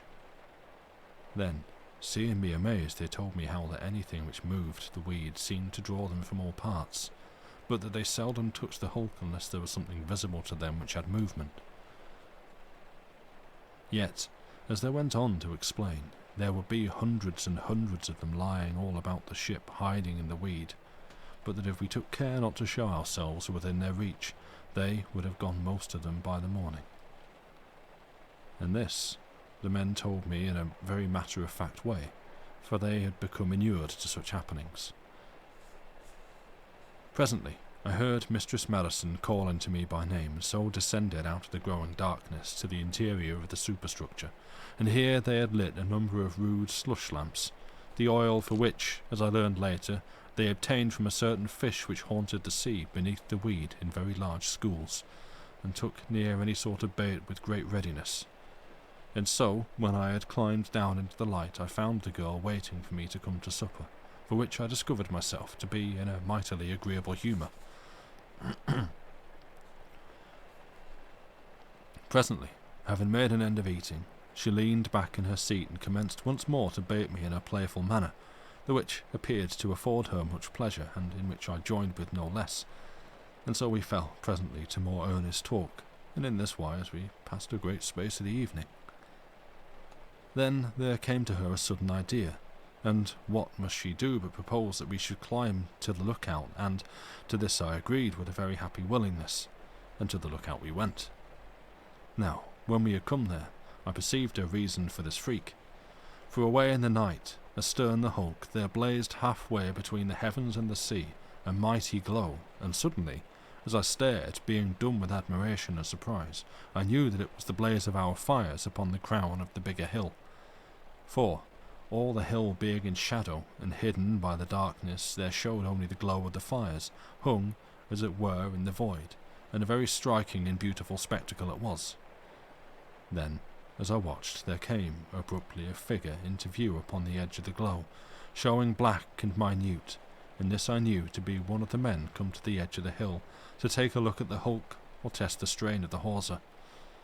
Now, upon my expressing admiration of the sight to Mistress Madison, she seemed greatly pleased, and told me that she had been up many times in the darkness to view it, and after that we went down again to the interior of the superstructure. And here the men were taking a further heave upon the big rope, before settling the watches for the night, the which they managed by having one man at a time to keep awake and call the rest whenever the hawser grew slack. Later, Mistress Madison showed me where I was to sleep, and so, having bid one another a very warm good night, we parted, she going to see that her aunt was comfortable, and I out on the main deck to have a chat with the man on watch. In this way I passed the time until midnight, and in that while we had been forced to call the men thrice to heave upon the hawser, so quickly had the ship begun to make way through the weed. Then, having grown sleepy, I said good night, and went to my berth, and so had my first sleep upon a mattress for some weeks. Now when the morning was come, I waked, hearing Mistress Madison calling upon me from the other side of my door, and rating me very saucily for a lie-a-bed, and at that I made good speed at dressing, and came quickly to the saloon, where she had ready a breakfast that made me glad I had waked. But first, before she would do aught else, she had me out to the lookout place, running up before me most merrily and singing in all the fullness of her glee, and so when I had come to the top of the superstructure, I perceived that she had very good reason for so much merriment, and the sight which came to my eyes gladdened me most mightily, yet at the same time filling me with a great amazement.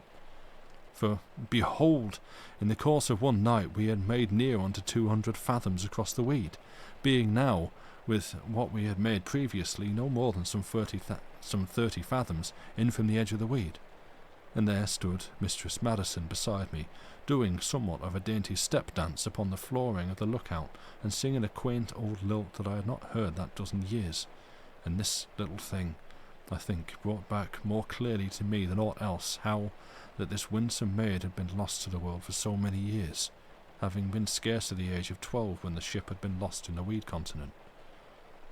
Then, as I turned to make some remark, being filled with many feelings, there came a hail from far above from far above in the air, as it might be, and looking up I discovered that the man upon the hill to be standing along the edge and waving to us, and now I perceived how that the hill towered a very great way above us, seeming, as it were, to overhang the hulk, though we were yet some 70 fathoms distant from the sheer sweep of its nearer precipice.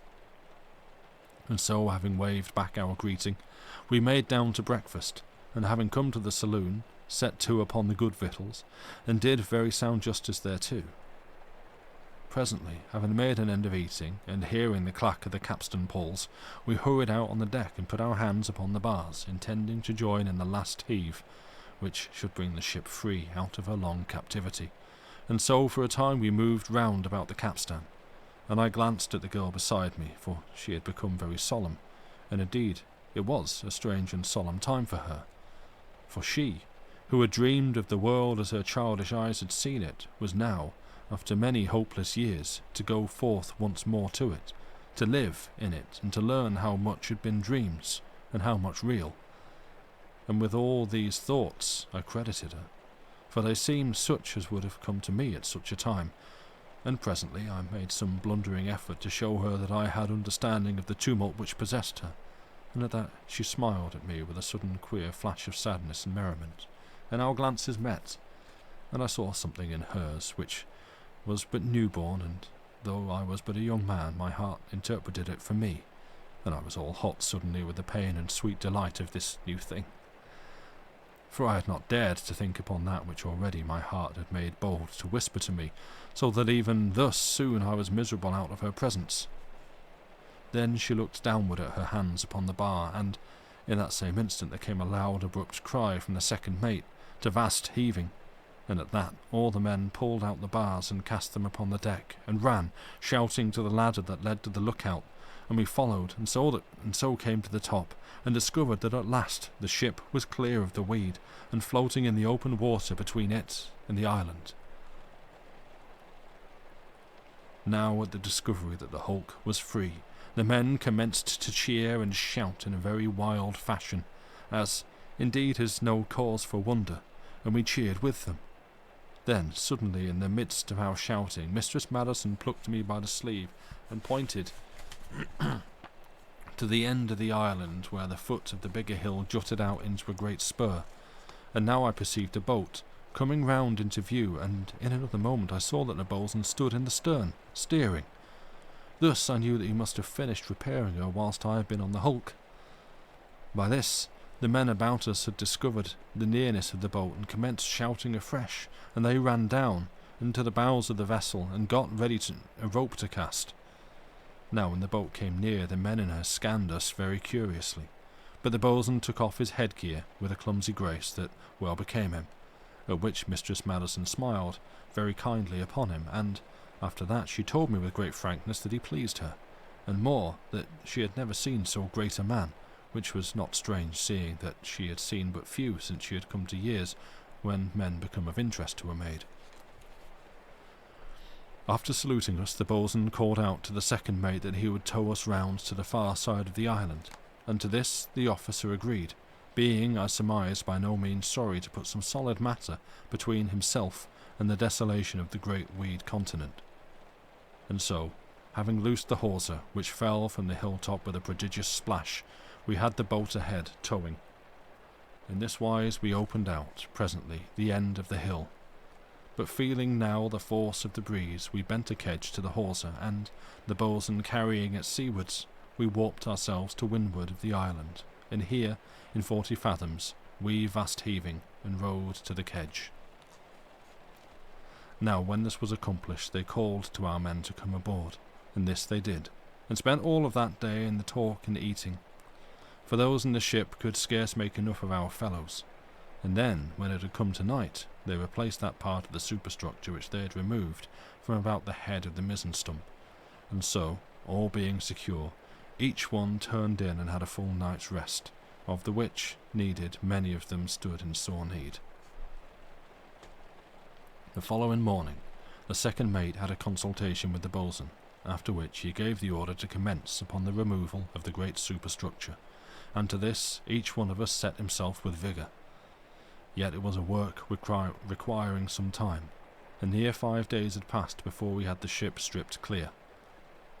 When this had been accomplished, there came a busy time of routing out various matter of which we should have need in jury-rigging her, for they had been so long in disuse that none remembered where to look for them. At this a day and a half was spent, and after that we set to about fitting her with such jury masts as we could manage from our material.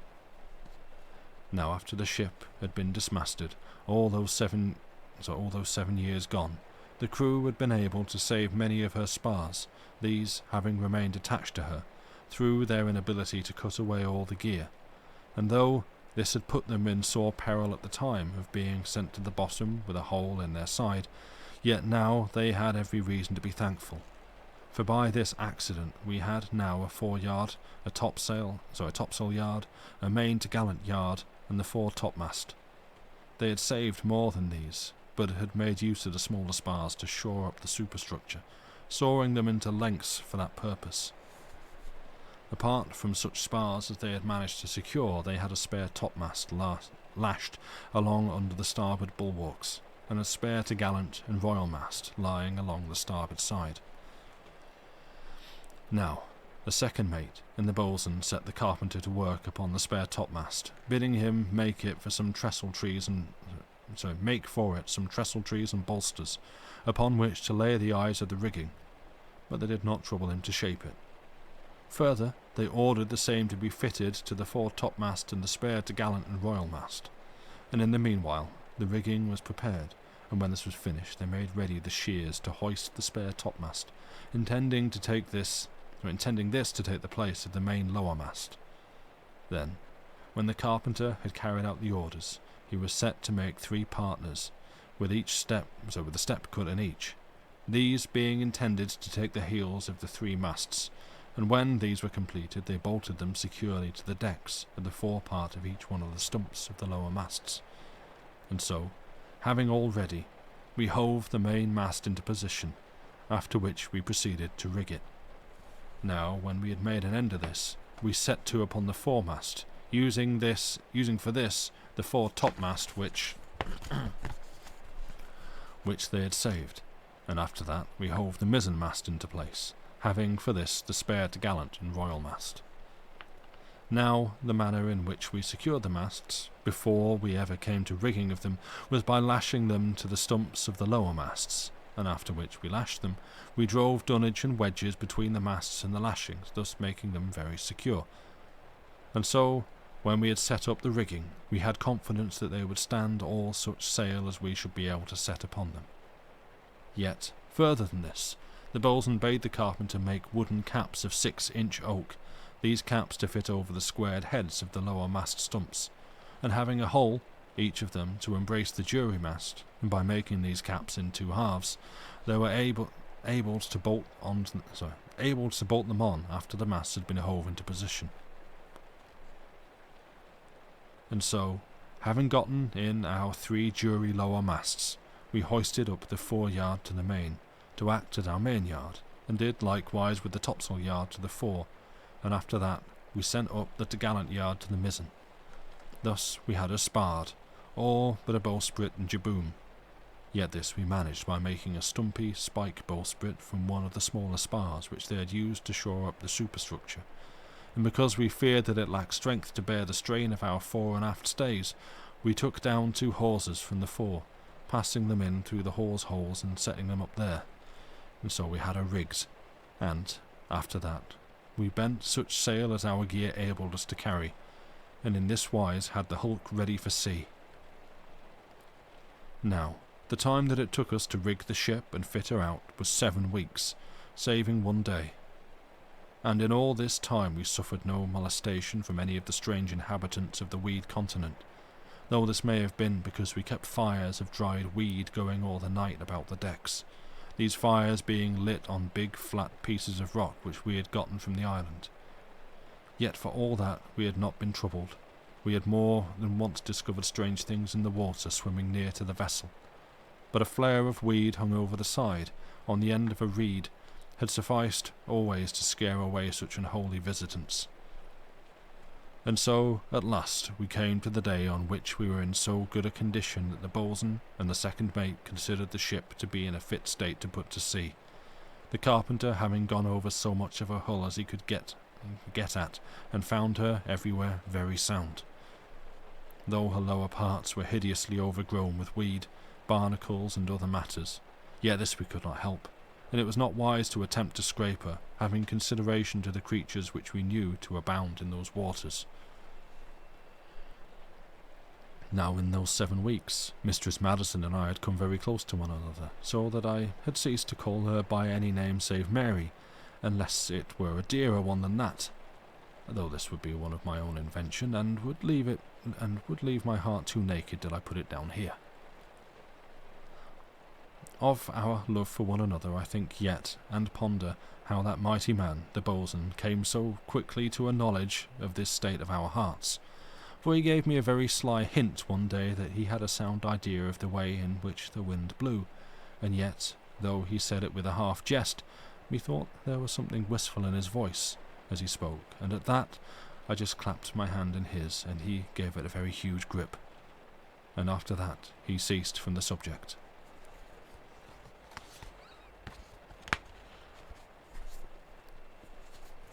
Chapter 17. How we came to our own country.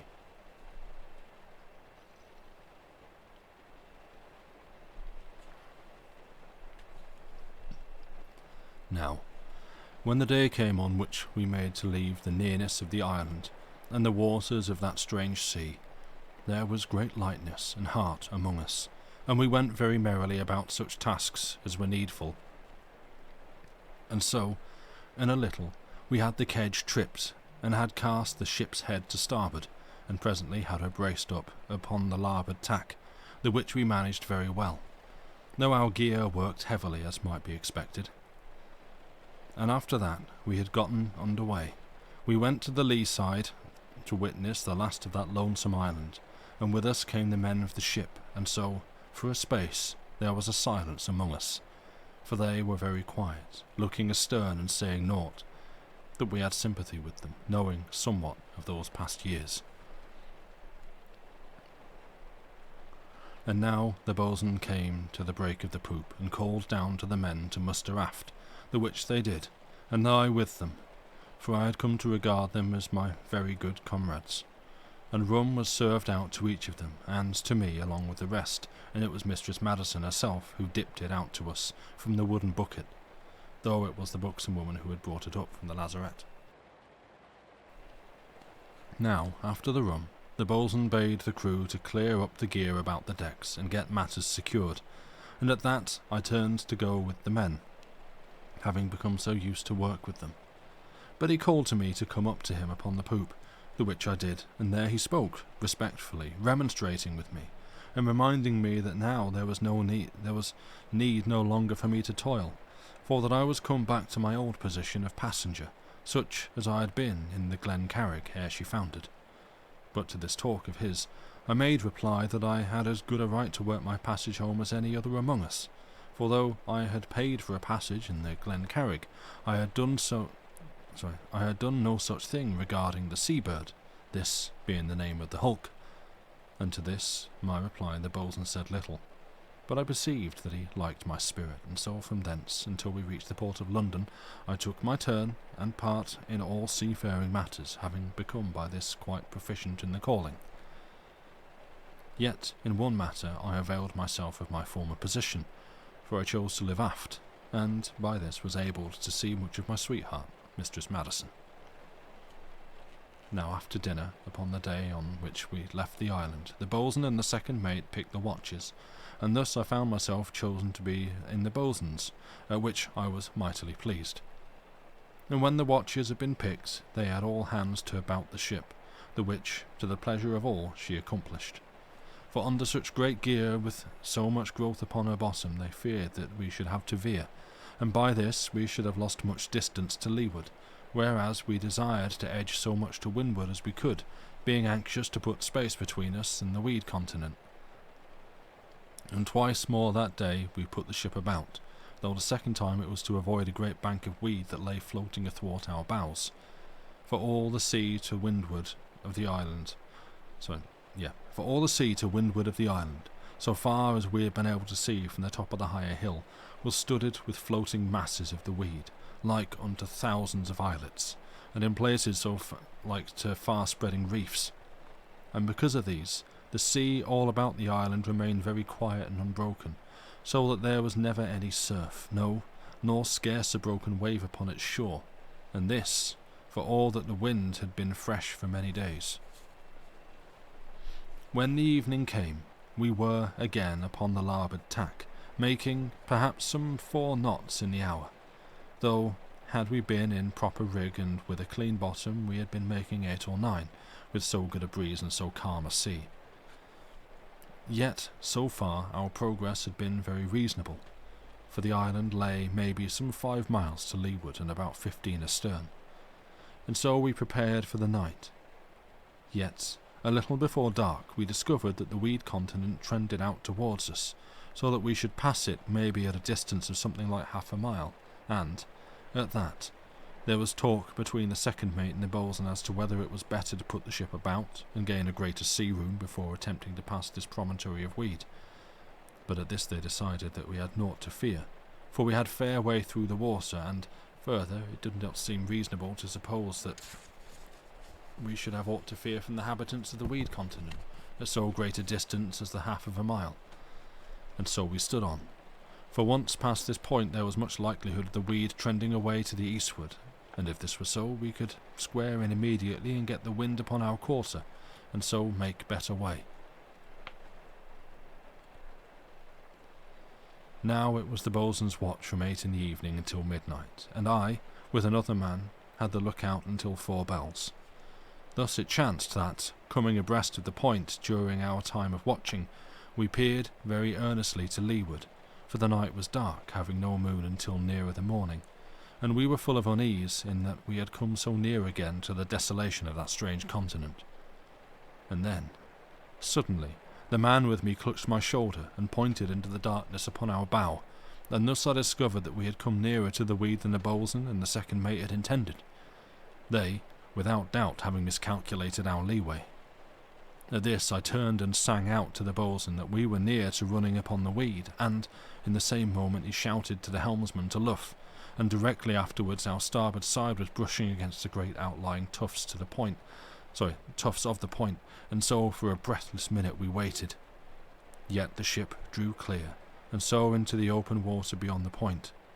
But I had seen something as we scraped against the weed, a sudden glimpse of white gliding among the growth, and then I saw others, and in a moment I was down on the main deck and running aft to the boatswain. Yet midway along the deck a horrid shape came aboard the starboard rail, and gave a loud cry of warning. I gave out a loud cry of warning. And then I had a capstan bar from the rack near, and smote with it at the thing, crying all the while for help, and at my blow the thing went from my sight, and the boatswain was with me and some of the men. Now the boatswain had seen my stroke, and so sprang upon the topgallant rail and peered over, but gave back on the instant, shouting to me to run and call the other watch, for that the sea was full of the monsters swimming off to the ship, and at that I was away at a run.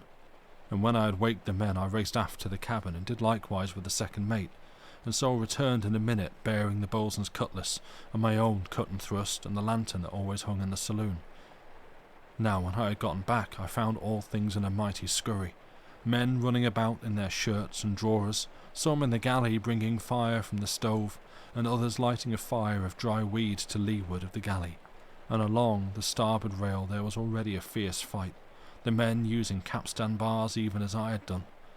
Then I thrust the boatswain's cutlass into his hand, and at that he gave a great shout, part of joy and part of approbation, and after that he snatched the lantern from me, and had run to the larboard side of the deck, before I was well aware that he had taken the light.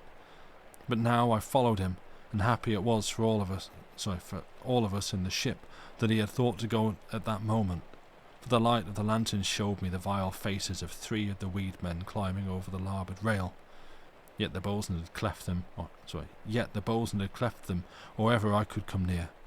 But in a moment I was full busy, for there came nigh a dozen heads above the rail a little aft of where I was, and at that I ran at them, and did good execution. But some had been aboard, if the boatswain had not come to my help. And now the decks were full of light, several fires having been lit, and the second mate having brought out fresh lanterns.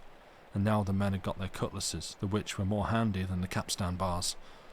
And so the fight went forward, some having come over to our side to help us, and a very wild sight it must have seemed to any onlooker.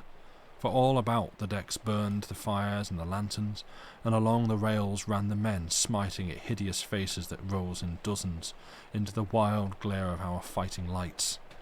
And everywhere drifted the stench of the brutes. And up on the poop the fight was as brisk as elsewhere. And here, having been drawn by a cry for help, I discovered the buxom woman smiting with a gory meat axe at a vile thing which had gotten a clump of its tentacles upon her dress. But she had dispatched it, or ever my sword could help her, and then, to my astonishment, even at that time of peril, I discovered the captain's wife, wielding a small sword, and the face of her was like to the face of a tiger, for her mouth was drawn, and showed her teeth clenched. But she uttered no word nor cry, and I doubt not but that she had some vague idea that she worked her husband's vengeance. Then, for a space, I was as busy as any, and afterwards I ran to the buxom woman to demand the whereabouts of Mistress Madison, and she, in a very breathless voice, informed me that she had locked her in her room, out of harm's way, and at that I could have embraced the woman, for I had been sorely anxious to know that my sweetheart was safe. And presently the fight diminished, and so at last came to an end, the ship having drawn well away from the point, and being now in the open. And after that I ran down to my sweetheart and opened the door, and thus for a space she wept, having her arms about my neck, for she had been in sore terror for me, and for all the ship's company. But soon, drying her tears, she grew very indignant with her nurse for having locked her into her room, and refused to speak to that good woman for near an hour. Yet I pointed out to her that she could be of great use in dressing such wounds as had been received, and so she came back to her usual brightness, and brought out bandages, and lint, and ointment, and thread, and was presently very busy. Now, it was later that there rose a fresh commotion in the ship, for it had been discovered that the captain's wife was a-missing. At this the boatswain and the second mate instituted a search, but she was nowhere to be found, and indeed none in the ship ever saw her again, at which it was presumed that she had been dragged over by some of the weedmen, and so come upon her death. And at this there came a great prostration to my sweetheart, so that she would not be comforted for the space of nigh 3 days, by which time the ship had come clear of those strange seas, having left the incredible desolation of the weed continent far under our starboard counter. And so, after a voyage which lasted for 79 days since getting under way, we came to the port of London, having refused all offers of assistance on the way. Now here I had to say farewell to my comrades of so many months and perilous adventures. Yet being a man of not entirely without means, I took care that each of them should have a certain gift by which to remember me. And I placed monies in the hands of the buxom woman, so that she could have no reason to stint my sweetheart, and she, having, for the comfort of her conscience, taken her good man to the church, set up a little house upon the borders of my estate. But this was not until Mistress Madison had come to take her place at the head of my hall in the county of Essex. Now, one further thing there was of which I must tell. Should any, chancing to trespass upon my estate, come upon a man of a very mighty proportions, albeit somewhat bent by age, seated comfortably at the door of his little cottage, then they shall know him for my friend, the boatswain. For to this day do he and I foregather, and let our talk drift to the desolate places of this earth, pondering upon that which we have seen, the weed continent where reigns desolation and the terror of its strange inhabitants. And after that we talk softly of the land where God hath made monsters after the fashion of trees. Then, maybe my children come about me, and so we change to other matters, for the little ones love not terror. The end. Thank you for listening.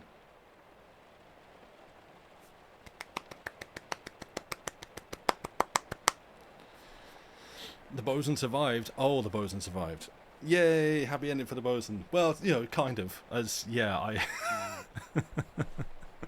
So, yes, like Lucy, you missed the bit. I kind of want to go back and read it. So, paraphrasing, just going to sum it up for you quickly. As he maybe could have done himself. Our protagonist, our narrator, they managed to like stretch a rope between the two boats, the wreck and the not the two boats. The island is not a boat. Somewhere there's someone working on a definition that makes it fit, but not today. So the rope they stretched between the island and the wreck.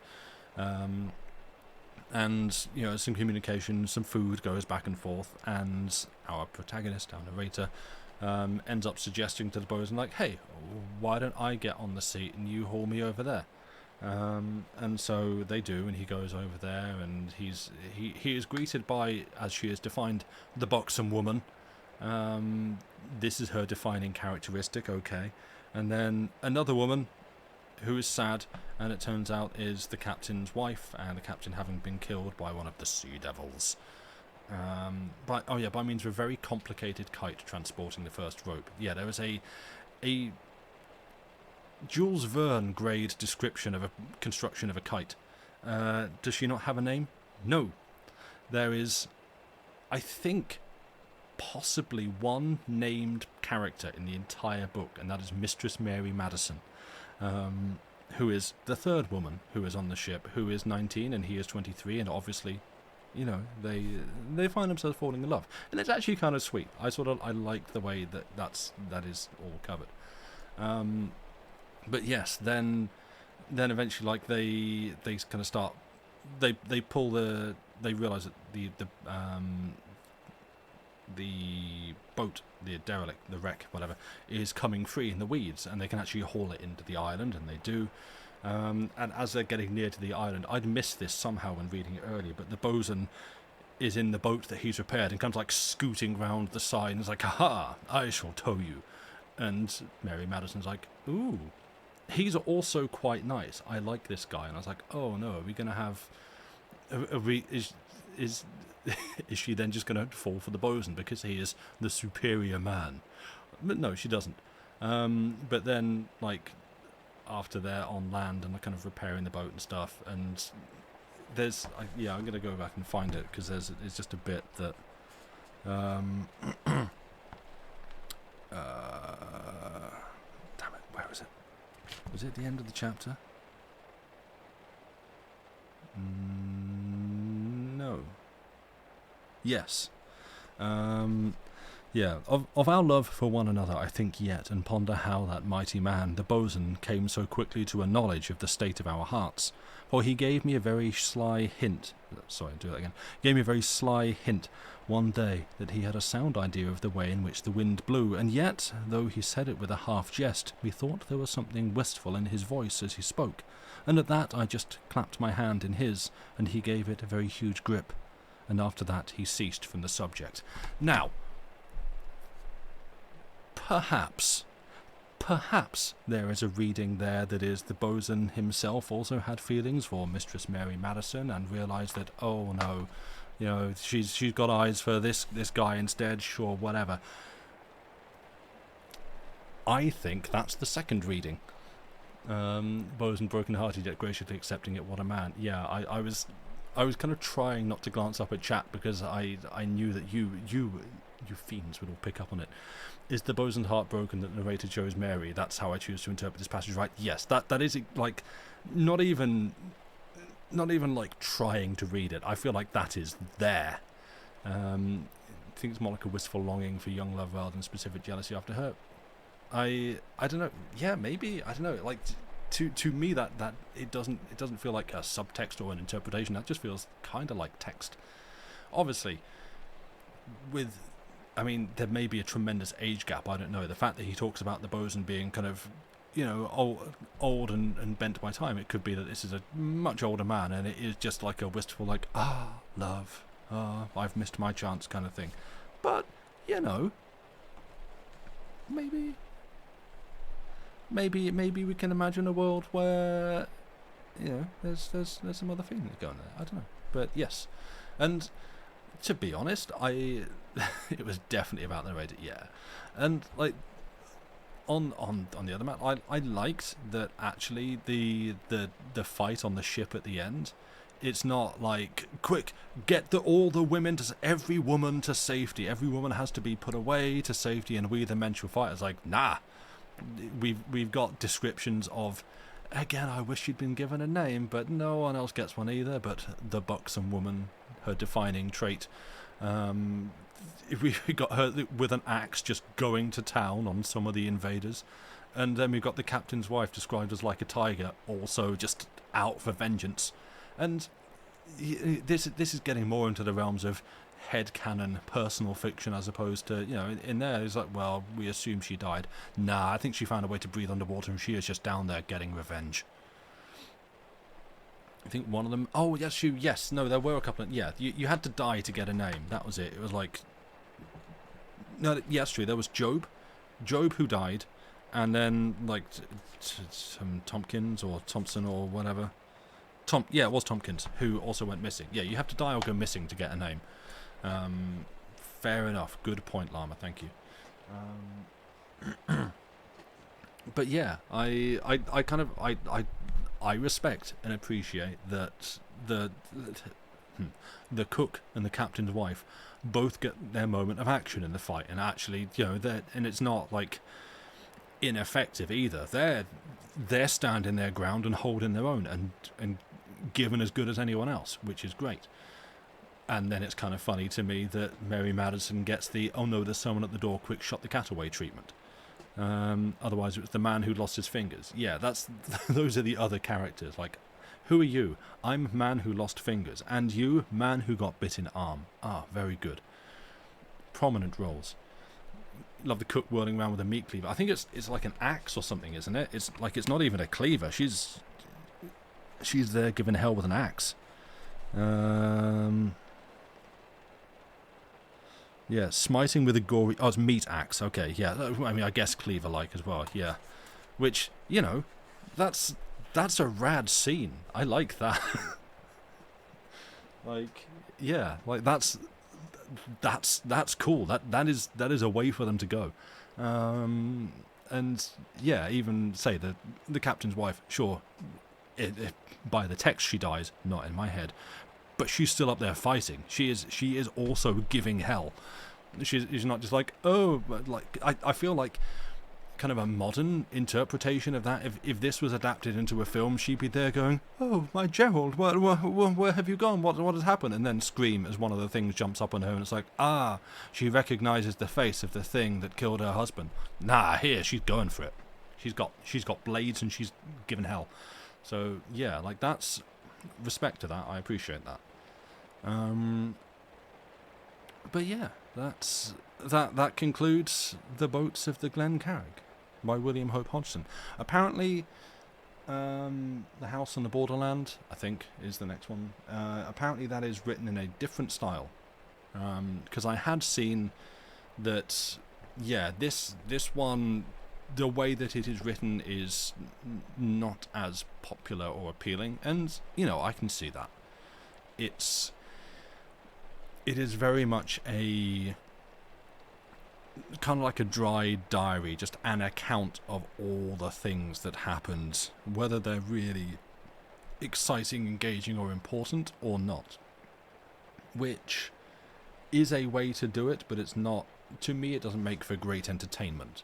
And my understanding is that the next one in the series is a little bit more entertaining. I don't think it's like a direct sequel.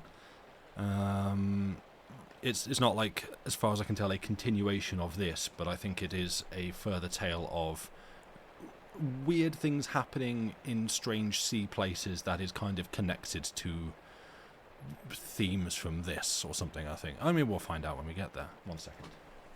Hello, you wish to leave? Alright, there you go. But yes. She became a superhero and spends the rest of her long life killing weed men. Yeah, that's where I'm at in it, Parola. Like, she... I don't know, she found she can breathe underwater through sheer rage, and she is just down there letting them all know that they made a big mistake. This is finding out portion. That is her mission now, to ensure that they all find out.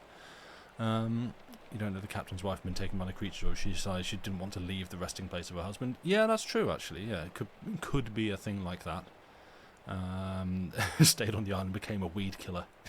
The weed whacker. Excellent.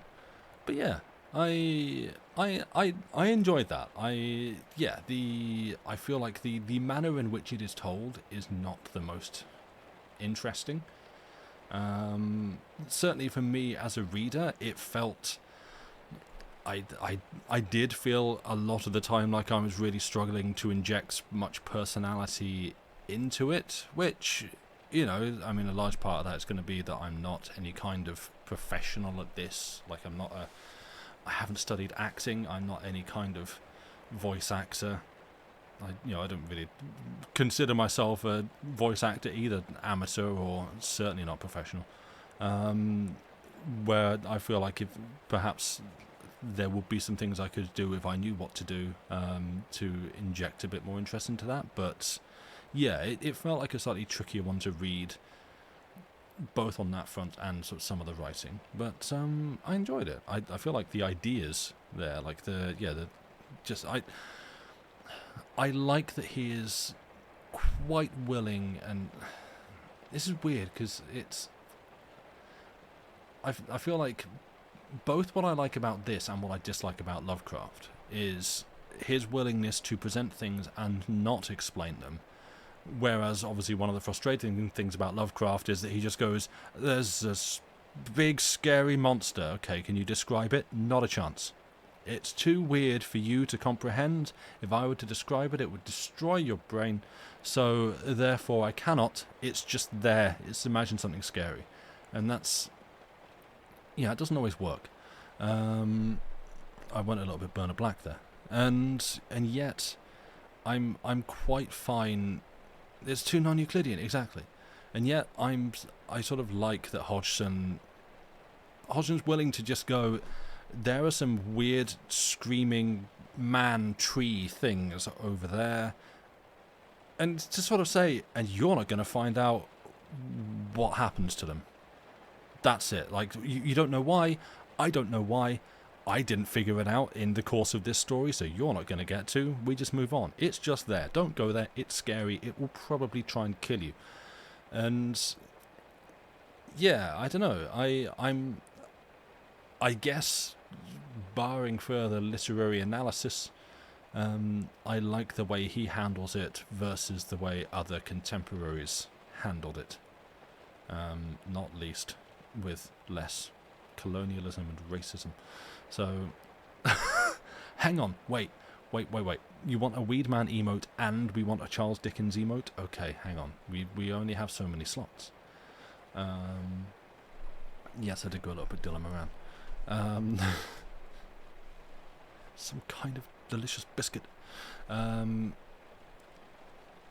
Yeah, the thing is... oh, there's so many different ways that this specific Weedman emote could go, and I don't want to design it live on air right now. We do have too many ideas, yeah. Well, I mean, that just means we need to grow the channel. Sorry, folks. But yes, it is... it's a coaster. It is time for us to leave you.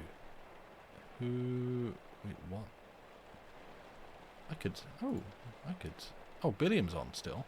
Oh, we could go and see Billiam. Would you like that? Would you like to go and see Billiam?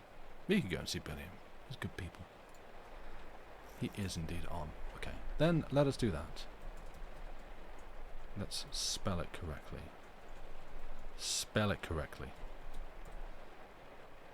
Dave just raided her too? Sick. Alright, double raid by all across the streams. Okay, let's go. Right, thank you all for being here. You have been a wonderful and lovely audience. I hope you have enjoyed this story. Lucy will probably be back on Wednesday, but maybe not. Keep an eye on all other social spaces where the information should be put out at relevant times. You're welcome, everybody. And yeah, so that will probably be short stories then. If so, obviously, as we go into the Christmas season, schedules get a little bit wonky. I don't know if I'll be back next Saturday. Is the gist of that? It is the week before Christmas, and all through the streams, the schedules were wrong. And so everyone screams. And so, Raid Train, yeah, hey Hoshibear, welcome. But yes, we will be... The streams will be happening probably at some point. I'll be starting another new book at some point soon when I'm next back. Go to the Longest John's /voyage and read the short stories that Lucy and I have written, and look out for more over the coming weeks, because it's going to be very cool. And go to Lady Maisry and listen to The Old Churchyard featuring Lucy on the trumpet. But for now, from me, thank you very much. Have yourselves a wonderful rest of the weekend. Go say hi to Billiam, follow him if you want already, and I will see you there. Goodbye and good night.